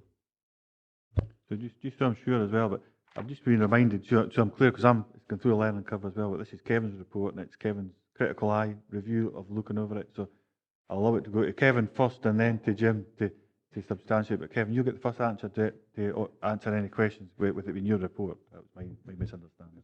Thank you, Chair. Yes, it's perhaps not. I would understand why the member raised the question it did around paragraph 5.7. So yes, so it does appear to be a conflict in there. Really what we're saying is that that scheme was not specifically focused with the purpose of improving accommodation relating to sort of this difficult area. Really, it's a financial assistance scheme, and that's all we're saying is that it's to assist eligible property owners. And those responsibility for this sits with the private sector landlord. Private sector landlord has a responsibility and a duty to make sure that their property is suitable and meets tolerable standards. If they need to make a repair to it or to improve it, or they wish to bring a property in and bring it up to standard, assistance is available, financial assistance is available for them to do that. But I think it's a definition of relative responsibilities. It's, you know, there's money available to assist you with this, but the responsibility sits with the landlord very clearly, not with the council. So it's not the council's job to go in and fix problems, if you see what I mean. That's really what we're trying to say. It's a matter of tone there, that's all. And we didn't want, felt we needed to say that because we didn't want to create the impression that the council was going around lavishing funds on landlords who are not meeting their responsibilities.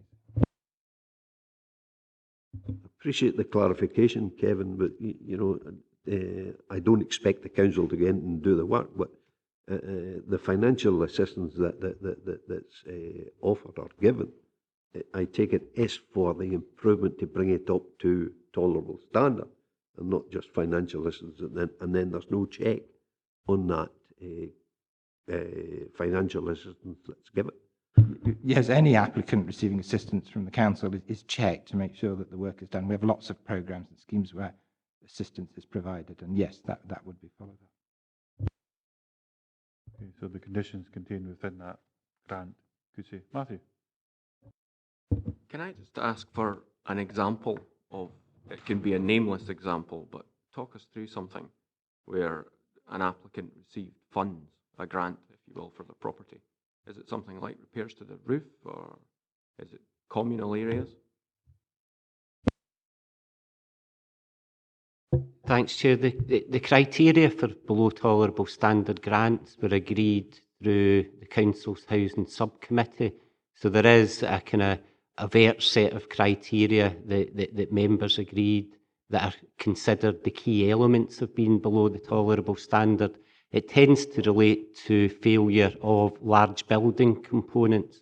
So, for example, significant water penetration through the roof, rising or penetrating damp, not having a wholesome water supply. It's big kind of construction issues within existing buildings. So it tends not to be characterised, for example, by minor repairs. But those criteria were agreed by the Housing Subcommittee, and when someone made an application for grant funding, one of our staff would go out, meet with the property owner, meet them on site, assess the property against those criteria, and then provide advice about whether they would be successful or not if they had to make a grant application. I mean, certainly over the last many years, there's been significant funding allocations through the Housing Subcommittee to tackle this issue, and we think that that's contributed to significant improvement within the housing stock in Dumfries and Galloway.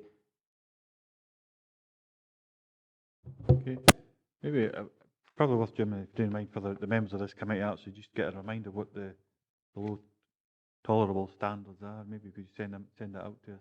as an electronic copy.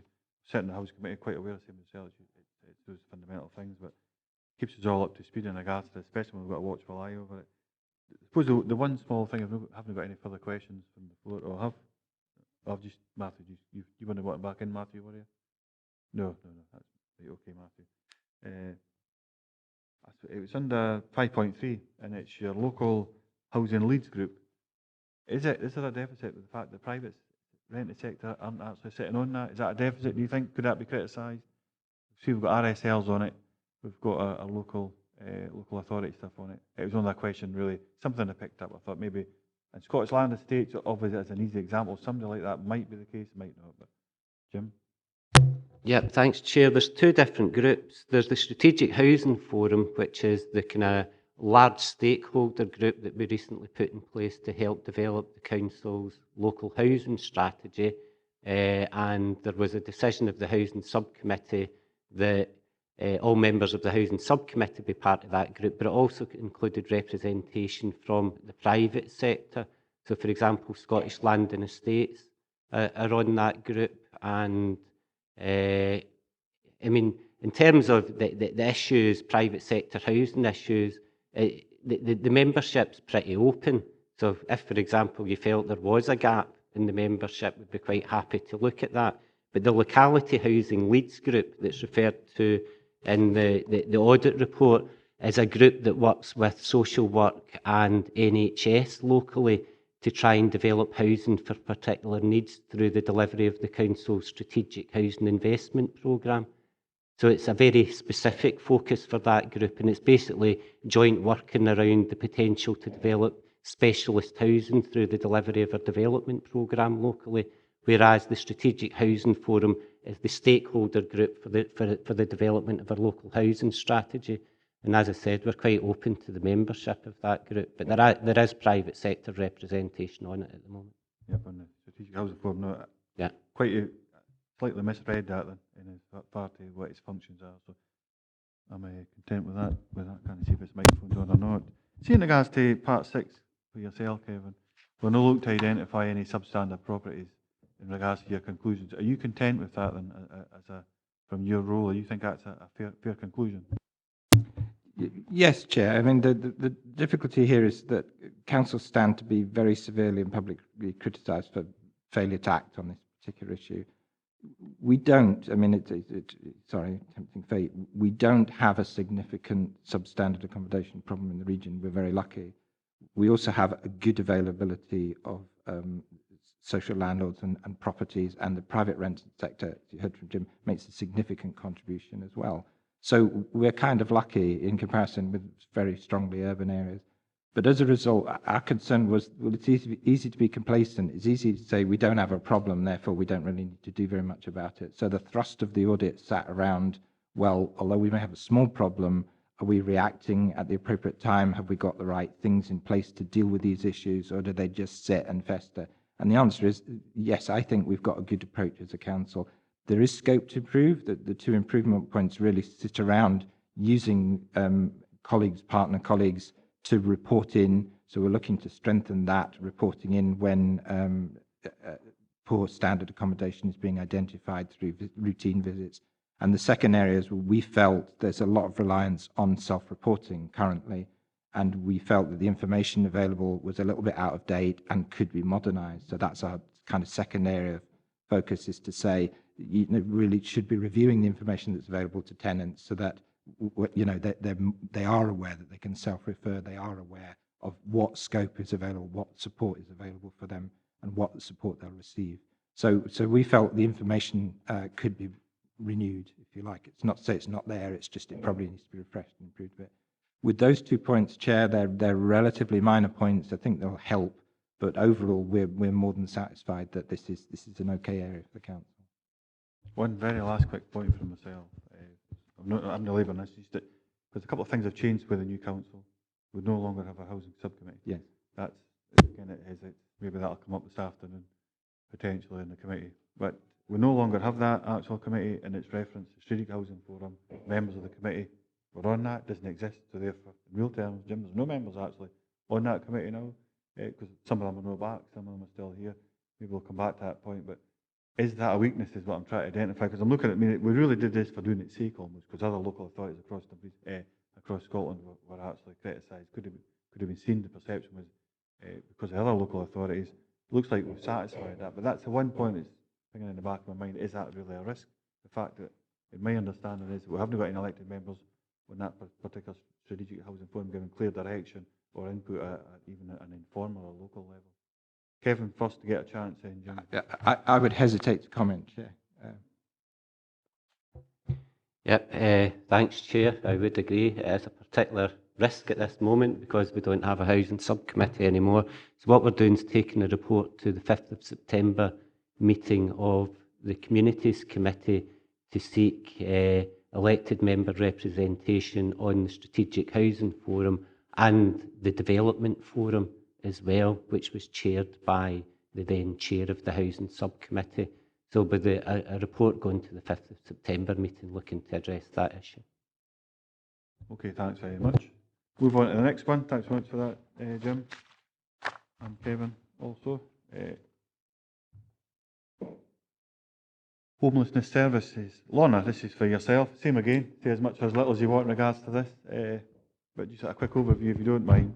And we'll come to questions after that. We do realise it's your report, Kevin. So. Chair, sorry, can I cut in? It's just to provide the context for this report. We've already discussed at the committee elements and aspects of homelessness. You've heard in relation to the strategic assessment, the local plan, how important this is and where the focus sits. Why did we do the audit is a fair question. What had happened was just over a year ago, an Audit Scotland report was pointing out that there were changes coming through in benefit regulations which were likely to have an impact on many councils' homelessness services, because some homelessness services were very heavily structured around available funding through the benefit system. In our case, we receive a management fee, and in effect the management fee has ceased. We don't get that anymore. But what we do get is, we were told we were getting a grant for that, which is referenced in the report, but at the time we didn't know what the grant was going to look like, how we were going to get it or anything to do with that. So the purpose of the audit really was to say, Audit Scotland's advice is that councils should be reviewing their homelessness service to make sure that structurally and financially it was soundly based. We started the audit, but of course, coming up on the rails, so to speak, is the work around homelessness and the other issues around it. So to some extent, our audit clashed a little bit with improvement activity that was already taking place. So the approach we took for this audit was to accept and acknowledge that there was the North Star review, which had 52 recommendations in it, many of which overlap, actually, they duplicate, but that work probably contributed to the Audit Scotland recommendations, and that's what we were seeking to do in this audit, was to confirm that the activity taking place in relation to the improvements that are going on in the homelessness service also dealt with that problem, and that's what this audit is about. And in effect, the conclusion we reached was that yes, it does. We were able to map the North Star, this is in the appendix to the report, we were able to map the North Star recommendations to the suggestions from Audit Scotland. I think they presented 5 or 6 suggestions around things that councils should be looking at, and we felt that the North Star recommendations were going to deliver on that. But it was just to provide context for the report, Chair. No, that's absolutely fine. You're okay, Lorna. You don't really need to say anything else because that's fulfilled it. Any members got any particular questions regarding this? Patsy? It's just something that came up in the previous report on page 14 of 54 from the Scottish Housing Regulator, which was that the 2 major registered social landlords in the area allocate a far lower percentage of all stock to homeless applicants than the average across Scotland. Is that a problem for you? Thank you. The previous years, what we normally set is targets through the Common Housing Register for allocations of homeless when they're making their normal allocations. That allocation had been dropped, and part of the driver behind that was the number of referrals that were coming through from the homeless service had reduced. The homeless service was in a position where we tended to hold homeless cases, making sure they were tenancy ready before we submitted applications for permanent housing. Over the last year, we've reversed that and said, really, because under the legislation, when someone is assessed as homeless, their statutory right is to be referred for permanent housing. So we've reversed that trend. Hence, we have now increased the target back in the Common Housing Register, back to the 40% that we had before. The actual allocation of homeless clients has significantly improved, and that's been referenced in our year-end performance figures. It's now, I think it was just below 40% at the year-end. So it had been a bit of an issue historically, but I would say over the last 6 months, that has certainly seen a significant improvement, and we're continuing to work very closely with the RSLs to increase the overall allocation. So it's a historical issue, but we are seeing improvements there. Any other questions? No, I think this is obviously something we'll watchful eye on anyway, in regards to with Audit Scotland as well. So no further questions. Thanks very much, Lorna, for your time. There you go.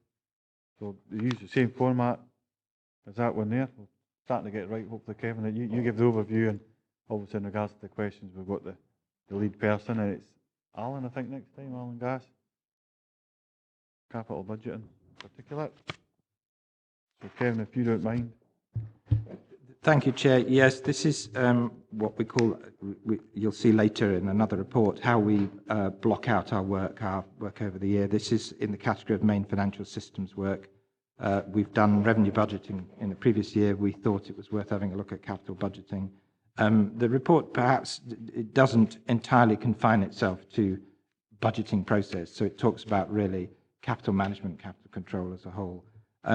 It was a good report. Overall, there is significant work going on within finance at the moment in terms of trying to make sure that some of the historical issues we've had in relation to capital planning, capital delivery, project management, these sorts of things are being addressed. But we felt there were a couple of, at paragraph 6, we've listed a number of bullet points. Some of these things are already underway. We need to acknowledge that and say very clearly that the service, the managing service, which is finance, is focused on this and is trying to achieve improvements. It is necessary to work with services as well directly, so this also impacts in some cases on individual services. But across the piece, we're happy. We think that there's some good features within our approach to capital budgeting and some areas for improvement, and we feel we've had an appropriate response, and we're happy to commend this report to you. Oh, my mic's still on. Kevin, thanks for that, Kevin. Patsy. Thank you, Chair. I'd just like to go to 411 in the report, which is to do with spend to save projects. I have concerns that the Dumfries Zero Waste Park projected cost of 20.5 million. And we have, with the zero waste project that we have, I have a concern that it's not the same spend to save project, it's spend to spend. We were asked at EE&I last week to agree to further pay for storage of bins and so forth. And that money was being identified as coming from the PFI sinking fund. And I'm not entirely sure that's what was. And I would like us to be looking at this under our audit. In our remits, we're asked to the audit work is intended to reduce the risk faced by the council. That's a 3.4 in this report. And I would suggest that there is a risk to the council as a spend.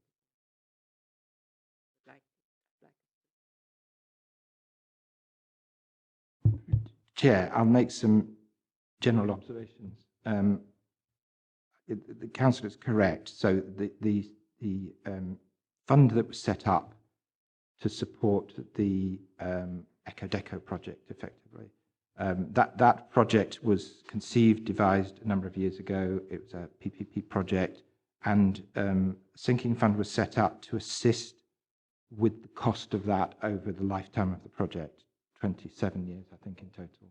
And so the idea behind the sinking fund, the simple idea, there are more complex ideas available, but the simplest explanation is to say it was designed to smooth the level of expenditure. So the way that the thing was conceived to be operating, we knew there'd be a slope on the costs.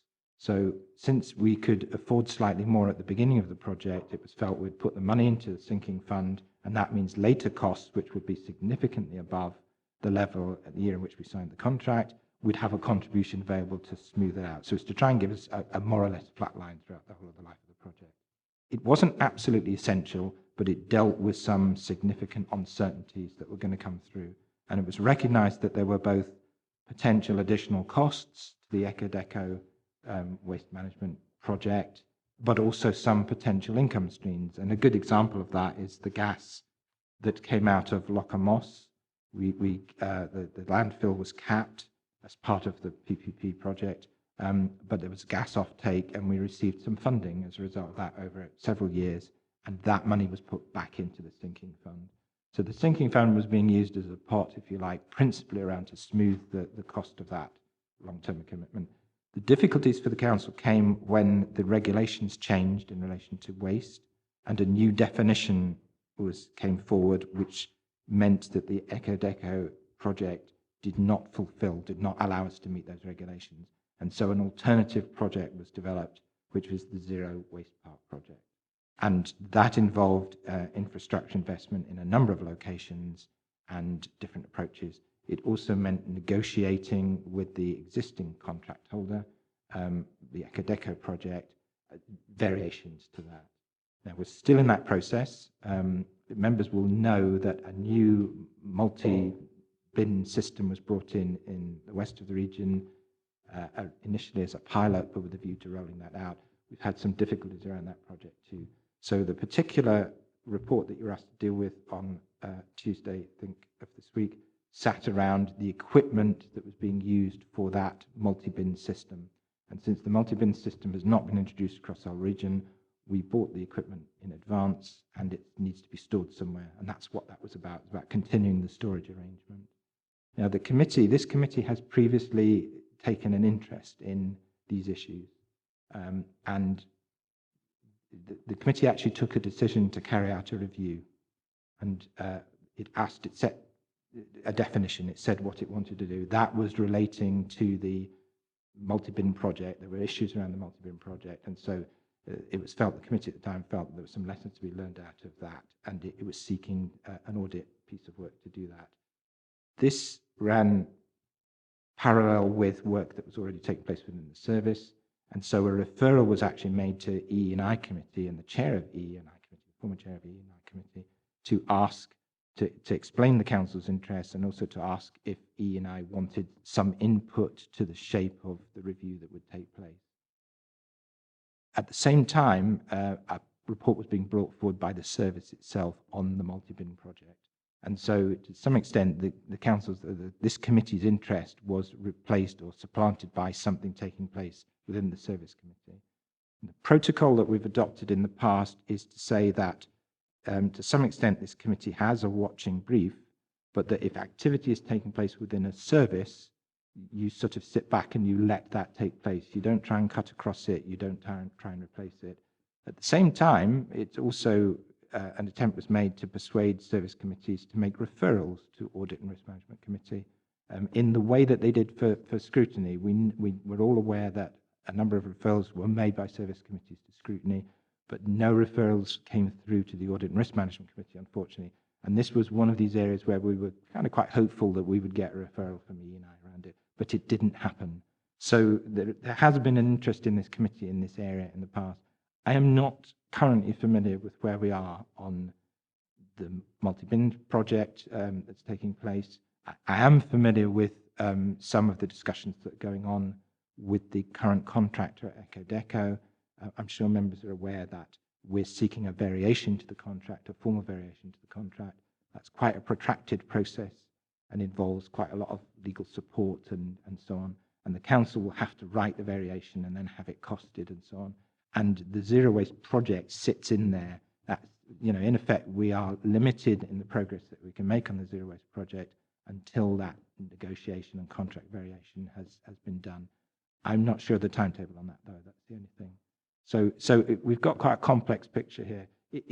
I think there is scope for the committee to maintain an interest in this subject, but I also would caution the committee to proceed with care and, because the service committee is on this one. And I personally think the way forward is for the chair to discuss with the chair of the E&I what scope there is for Audit, Risk and Scrutiny Committee involvement in this issue.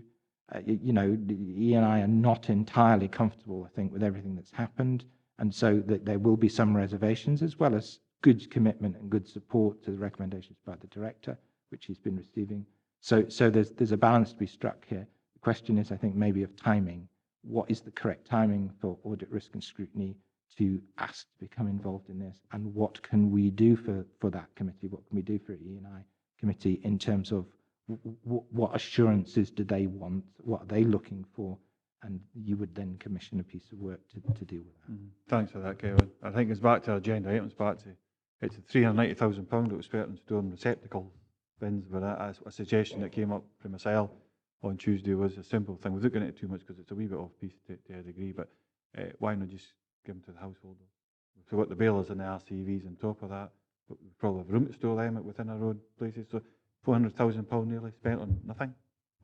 Fair enough, it's spent in the local economy through Brown Brothers, and that's not a criticism, but it's certainly the public perception risk, to say the least. We spent nearly £5 million on the White Sands, and all we've got is a headache. That's another one. So I think these agenda items really have to come back through our informal workshops through the summertime and look at them. And it comes back to this, it's not just about audit here, is it? It's about the scrutiny.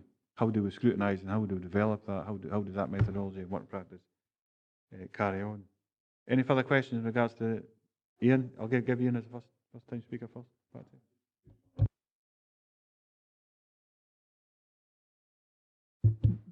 I know that solar panels are being installed on major refurbishments and new builds in schools. So I think it's because this is a specific program. This was focused on the non-schools asset class, and the reason is because there's great scope and opportunity there. With schools, I think as part of the cost makeup of any investment that's going in schools, this is being factored in. So we've got schools of very different states. Some buildings would just not be suitable to take solar panels, but I think where they are suitable and where boiler replacements are indicated and that sort of stuff, that's why they're looking around schools, around wood chip boilers and this sort of stuff.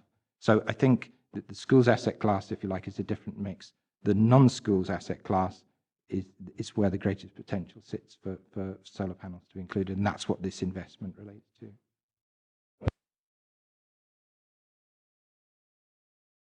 I certainly remember from previous discussions, there has been an issue around about the PPP schools in particular. Legal complexity, have it changed the whole contract, I think it is, rather than we're in control, with they're not PPP, we're total control of that. Might or might not be the case, but I know that's certainly been brought up in the past. The amount of cost to actually change the contract was a 25-year contract initially. I think it was, maybe 10 years in, something like that. And there's a lot of expense in regards to changing that particular contract. Even though I think it's been mentioned before, it's a no-brainer, isn't it? Patsy? Yes, I want just on two things, Chair, if I could. To get back to the zero waste park, I understand that you want to have that at a seminar, but we have to remember that, is that working? Yeah, we have to remember that seminars are non-decision-making forums. You know, we can discuss things, but we don't decide anything. Whereas this is where we actually can suggest that we do look at something because this will be minuted and actions can come from it. So I think we just need to be careful what we think. I think the important bit about those seminars is we'll gain information, and from that we'll take a list of topics. And that will be one of them that will come forward in an agenda item. Now that can be done internally, doesn't have to be done in committee at this moment in time. You'll be heavily involved in that, Patsy, as a member of the group and the committee. So therefore, there's no doubt there's a degree of control from this committee in regards to the agenda. There's a workload already, but we've got our audit and our scrutiny, the two different delegations there. So it will become an agenda item if that's what we decide. Okay, and I've got one other question on 411, which is the PP energy efficiency. This is a £2 million programme, relatively small in the scheme of things, I suppose. But I just wonder why there isn't a payback period stated. Is there not one, or should there be one? And how far into it are we? This is one I'm actually very interested in as well. A few years back, we did a contract management audit the council may remember that we did it a few years back on the schools PPP scheme. And included in there were references about energy and savings that could emerge. And my understanding was that energy savings made at PPP schools are shared with the contractor. So that's why I'm particularly interested in this one, is because I would want to make sure that we are not investing money to save energy costs and then another party is benefiting from that without some input.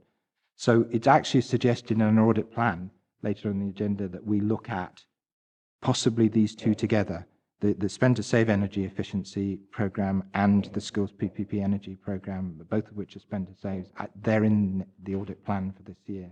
So I would like to get a look at that and see what's going on. Thank you. No further questions. We'll move on to the next one, which is our main financial system, 2016-17. Thanks very much, Alan. Thank you. Our payables framework high. So again, Kevin, if you don't mind speaking to this, then if Sean's wanting to add anything, he can. Thank you.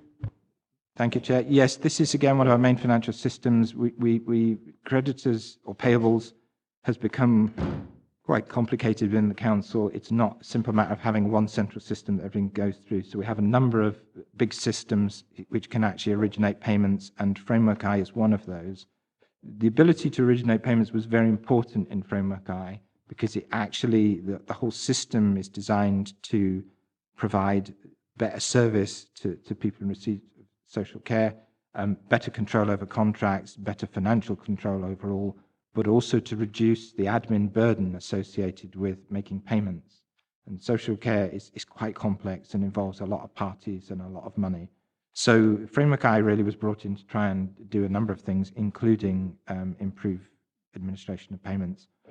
A couple of areas, well, one area in particular has had to be sort of hammered into Framework I, because Framework I wasn't really pitched to deal with fostering adoption and kinship care type payments. But the administrative burden associated with those was enormous, so there was great enthusiasm to try and make it fit in. It doesn't fit terribly well, and as a result, the controls, we would see the controls around payments to fostering adoption and kinship care as not being strong. There are some weaknesses within that, and what we've reported in here is that we had made recommendations previously about this, and that control was not sustained, that control improvement was not sustained, and a payment error took place, which I just think is extremely unfortunate. You can argue, the person receiving the money received quite a lot of money over a period of 2 years that they were not entitled to, and the immediate responsibility sits on that person to tell the council that they haven't got the children that they're receiving the money for. As a result of not doing that, 2 years worth of payments went to them, and they're now faced with repaying at a personal level a significant amount of money. I don't think anybody would want that to have happened. It was a blunder, and there were responsibilities within it. But in terms of the impact on one person, on one individual, I think it's significant and it's very unfortunate. But it is, again, it's only one, there was only one error. So despite our concerns about controls and so on, we haven't got wholesale problems, but it is an example of something that can happen if we don't pay very close attention to some aspects of control. Apart from that issue, it's okay. It's not fabulous from an audit point of view, but then the purpose of Framework I is not to please auditors. It really is about providing a better service and better financial control overall and these sorts of things. So, and it does deliver on those. The key thing for us in audit is to say that the system is being updated to a new version of software. That work is going on at the moment. There are better modules within that for financial control, which we think will ease our minds at least going into the future. So we're looking forward to that implementation concluding, I think, later in this year. And again, those of you who've been around for a while will know that Framework I was a system that was brought in stages. It took place over a number of years. That was a significant challenge for social work services to deliver on and to commit to and maintain. This replacement system, at least, we're in a better place now than we were back then. So this replacement system should give us, again, a way to move forward and improve certain things. So at the moment, we're saying, yes, it's okay. No real concerns about it. other than the unfortunate incident relating to the overpayment, which again, I have to give credit to the service. The service identified the overpayment. It wasn't us. It was the service who identified the overpayment and dealt with it. So that's commendable. They need to be commended for that. Thank you, Kevin. Graham? Yeah, I mean, I hope that the people who received this payment were young, because at £50 a month, it's going to take 80 years to pay it back. And that's just my mental arithmetic, and maybe not.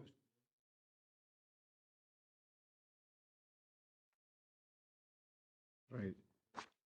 See, when we're speaking, we'll speak. Well, maybe even question at time through the mic, Kevin, if you don't mind, when you're out. So just so it's recorded.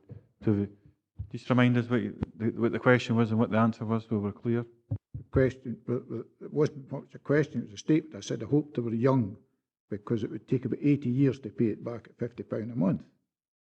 That was my statement, and Kevin answered.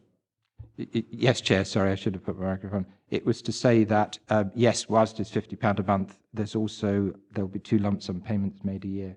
So it's £50 a month plus £4,000 a year that we're expecting to receive on it. Okay, Okay, just come back. The question was that in 6.2, the control previously agreed in respect of fostering, adoption and kinship payments needs to be reinstated. When is that going to happen? And why hasn't it happened?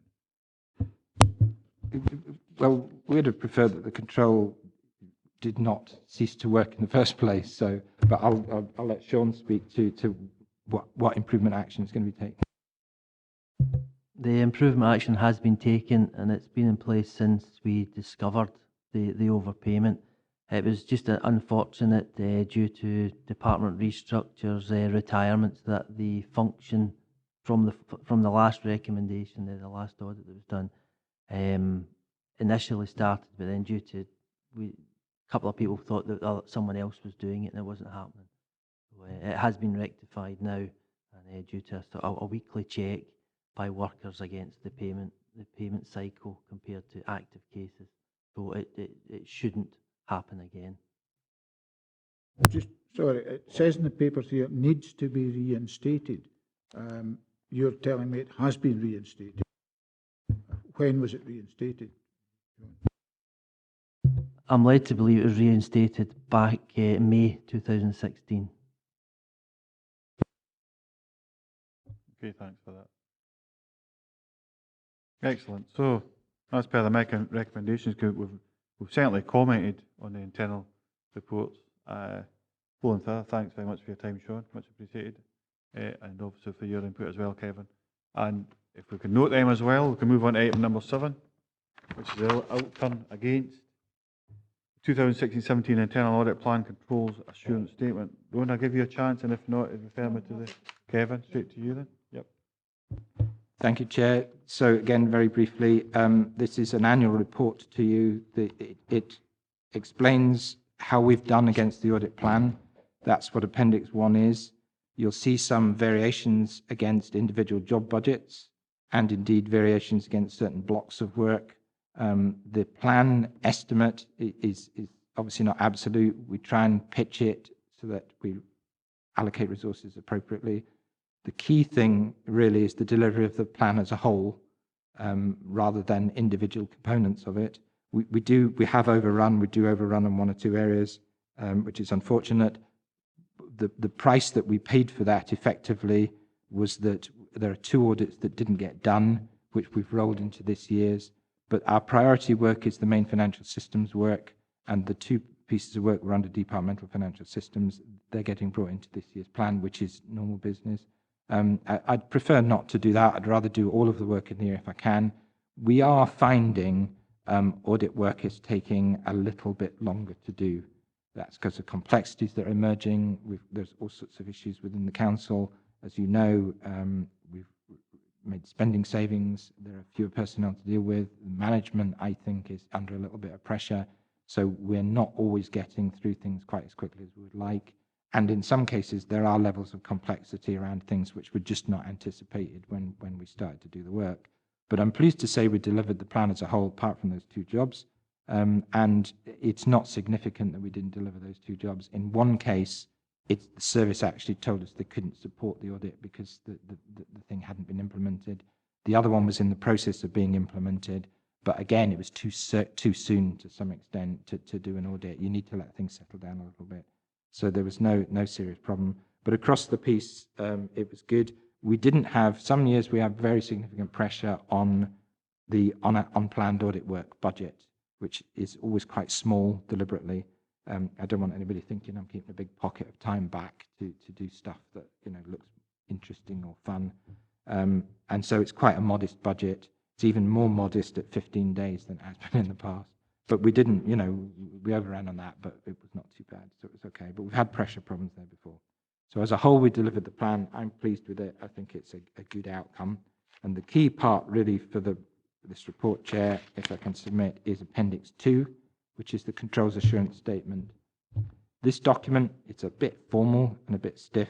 I apologise for that, but it's the form that it takes. This is a clear and unequivocal statement by me, based on the work that we've done in the year, that the Council's controls arrangements are sound and continue to be sound.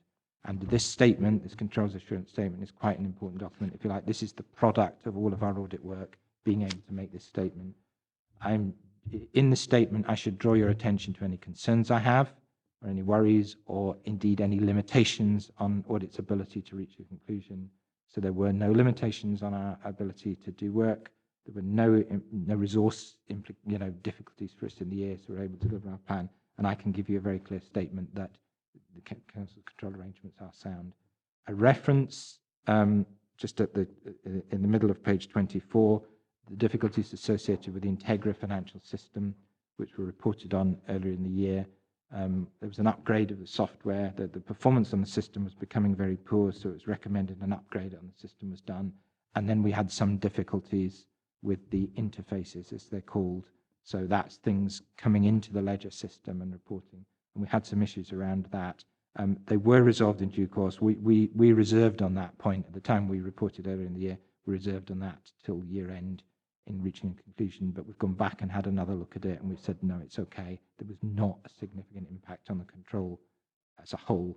All right, there's no concern, but I'm just reporting it to you for information that that's what we did. So the overall conclusion, reasonable assurance can be placed on the adequacy and effectiveness of the Council's internal control system for 31st of March 17, and that's the important bit, is that's what you're looking for. You're looking for assurance that things are okay, and this is the overall assurance. Thank you very much. Any particular questions on this report? My observations are, I think I agree with what you're saying, Kevin. We will be complying, but I think as we get into our workshop through the summer and come across further agenda items, more workload, feels like we may well be running along with a bike without tyres at the moment, and we might need to put some tyres on the bike, even a seat and some handlebars, in regards to the potential workload, and resource might become an issue, and that's something I think we'll discuss later on, again as we go forward. I was reading through it, I actually made a note, I thought this must be around about 5 full-time equivalents related to earlier, touching it earlier, against the amount of employees that we've got. It's got around about 6,000 or just over, I think. If we're taking it seriously, audit and risk, I don't know if we are, just in that basic formula, that basic perception, but we maybe are, actually. Graham Nicholl.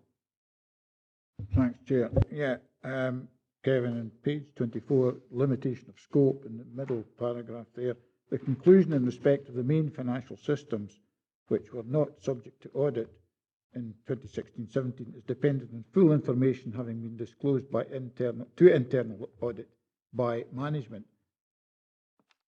Does this happen often, and is it a risk to the Council?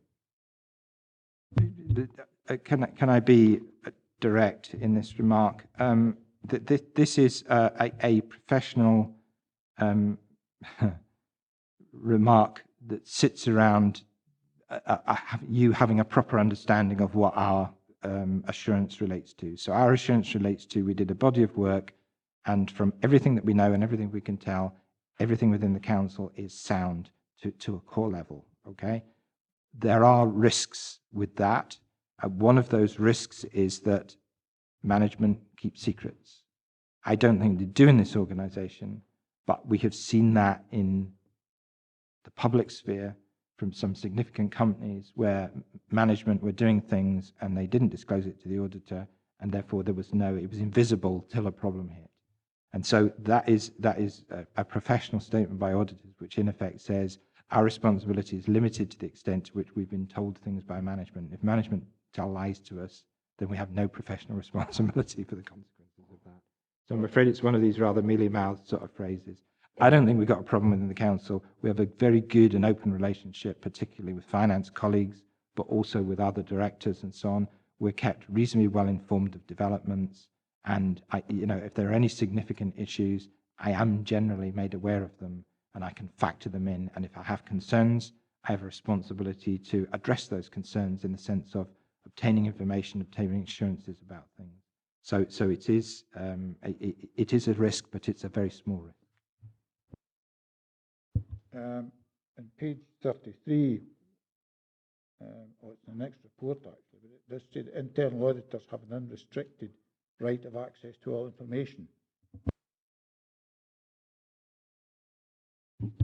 We do, and in my statement, in my controls assurance statement, I have said there was no impairment to internal audit work completing its program this year. And that statement is also quite important to you because, again, I should be reporting to you. If I'm being prevented from looking at things and that is going to affect my ability to reach a conclusion, I will report that to you. I will tell you that.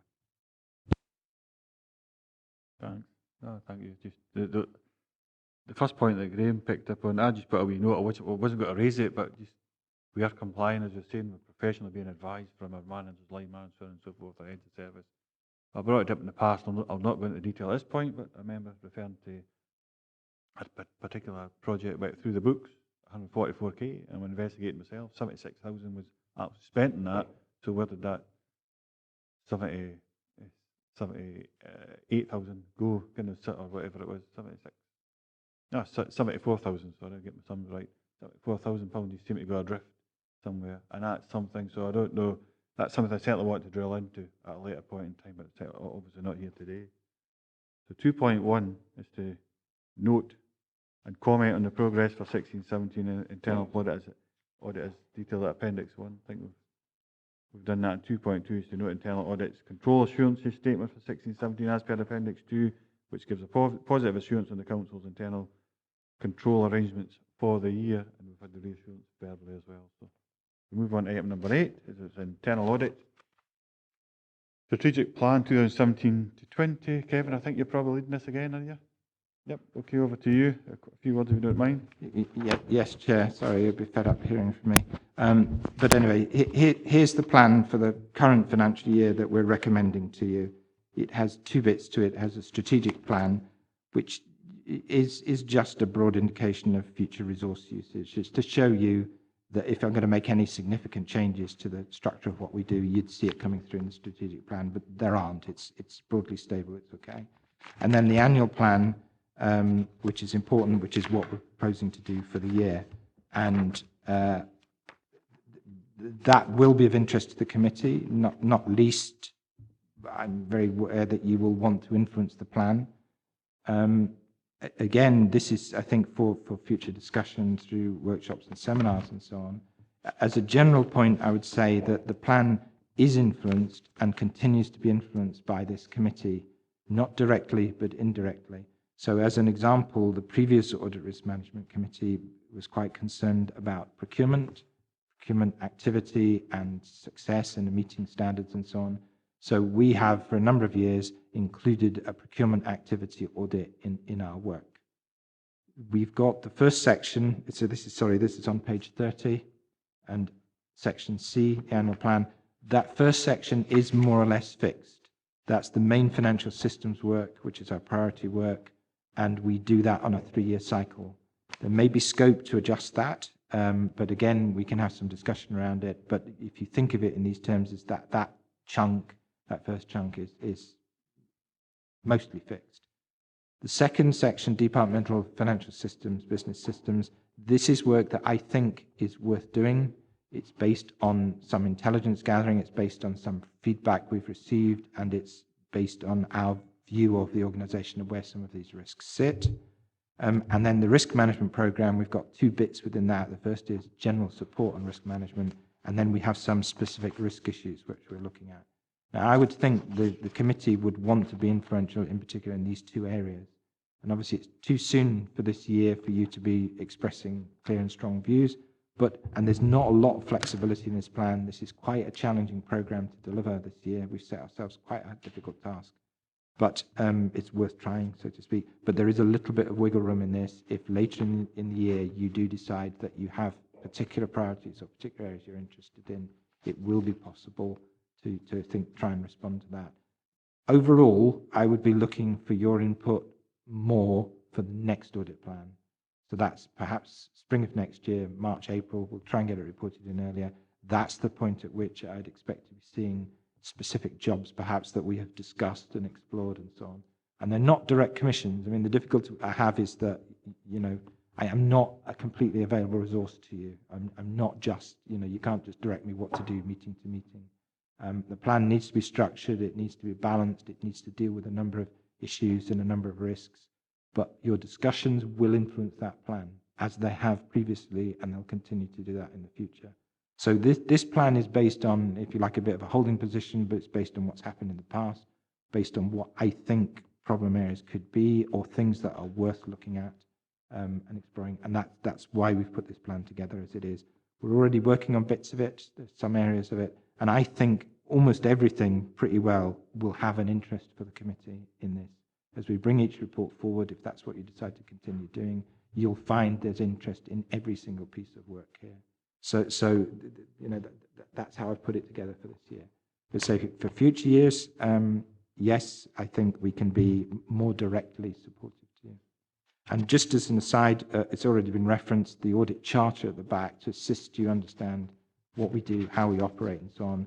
I've put that in because that's the first time you're meeting as a committee, you'll have seen this. This charter, again, was approved by the previous Audit and Risk Management Committee back in 2013. Again, it's something that can be brought forward for you to look at, to review once you've found your feet and you have clearer ideas about where you wanted to go. But at the moment, this appendix will provide you with, I think, a clear picture of what we do and how we operate and how we can support the committee. Thanks, Kevin. I don't intend to take any questions in this part, so unless you're absolutely desperate, what I'll do is make a recommendation. And just a quick one then. Right. We did spend quite a lot of time on procurement, looking at procurement in the last term. And in the last report we got, there were some problems, if you remember. And it just seems to have gone off the map now. We seem to have dealt with that. In actual fact, there were issues there, which I just wonder how we follow something like that up. And that will come up with other things that we have problems with. And I just wonder where the provision for that is in your plan. I'll answer or that. If we don't. Or if we I'll don't. answer that, Kevin. I'll answer that. As part of the recommendations part, so what I intend to do is propose that it change recommendation 2 to 2.1 and change it with agree in principle, the strategic internal audit plan for 2017 to 2020 and the annual plan for 2017-18 as appended, Appendix 1. And I put a 2.2 in there, revisit after the summer training workshops, these particular items what you're raising here. So we revisit these, like the backlog, so the committee's got a full understanding, because there's a few years here I'm totally aware, so if we can agree those recommendations, if you can pick that up, and that just, like I say, we just, rather than members are asked to approve, it's to agree in principle, so you've got your clear structure, we've agreed that, we've got that structure, but we may depend on the level of resource and our own desires. After the workshop, we might like to have a wee look at that and see if we can possibly influence that, but let's have a proper look at that in 2.2, we just to revisit that after the summer workshops. Okay, item number 9. Joint Work and Safety Committee, is that you, Paul, is it? Membership of the Joint Safety Committee. I think we have 6 members there, but don't mind, Paul, just a quick summary, please, if you don't mind. And your colleague, sorry, I don't know your name. Chair, it's unfair. Unfair. Unfair, nice to meet you, Anne. Welcome to the committee. How do you spell your second name? Thank you. Thanks very much.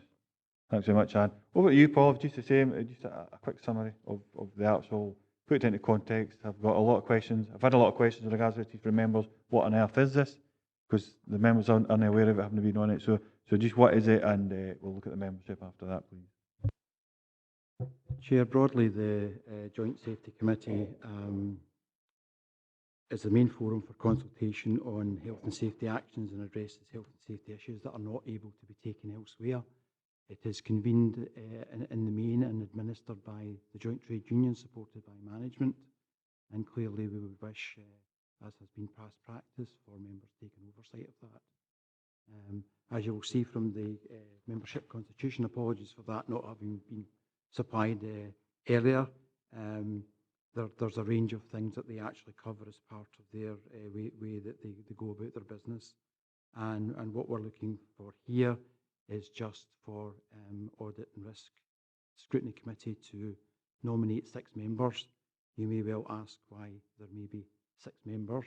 It seems like rather a lot, but it's actually to give a balance with the quorum for the Joint Safety Committee being 7 members, and it's a balance between the membership between councillors and trade unions, and really management actually just supporting the interaction between those two groups.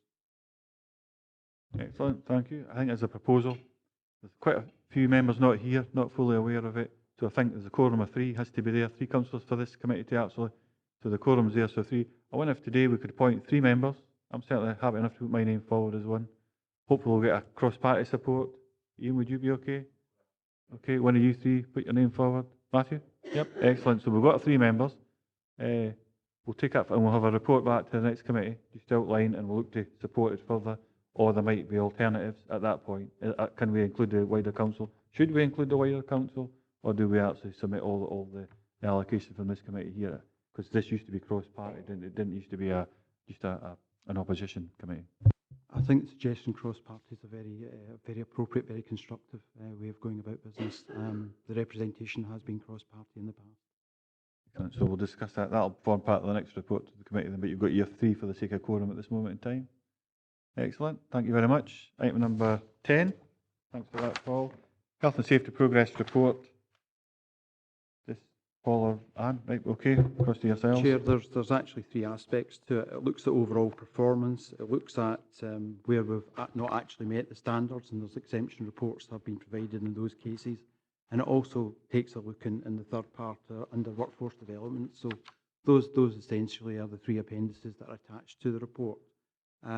I think it's a fairly positive report overall, and clearly we bring that back to Audit, Risk and Scrutiny Committee to give assurance on the work we've been doing and what we've actually found. And actually, is the council as a whole managing to cooperate with the regime that's put in place to make sure that there's reasonable overall performance, both at directorate level and there's a lot of work being done now to introduce a variety of controls at service level.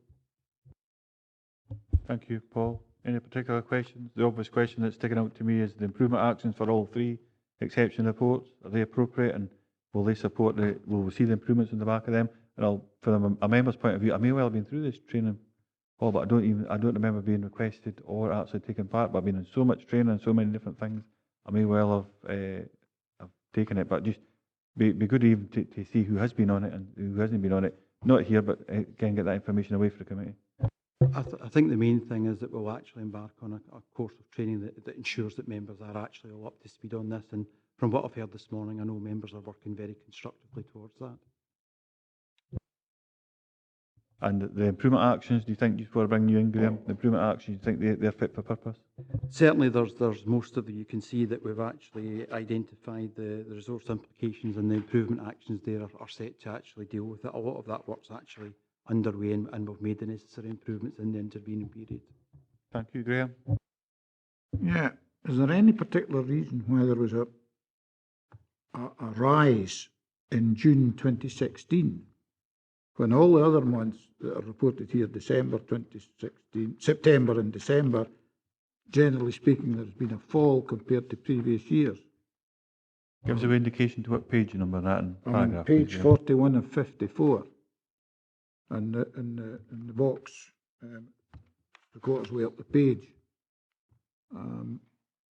If you June, reportable accidents, employees 1.22, whereas the year before it was 0.43.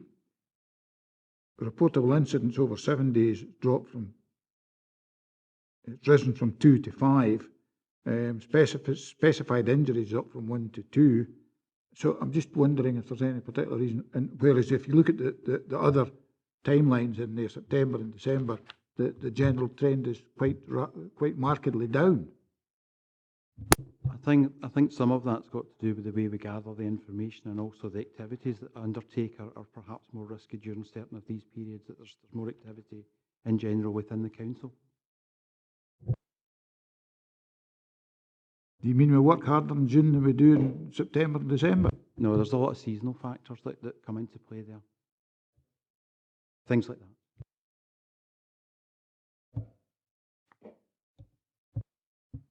Yeah, I quite agree, but it's still showing a rise compared to the previous June. That's what I'm getting at. We actually see the fluctuations like that for no other reason than just certain things happen. A lot of these are actually one-off things as well, so there's no actual pattern to some of them.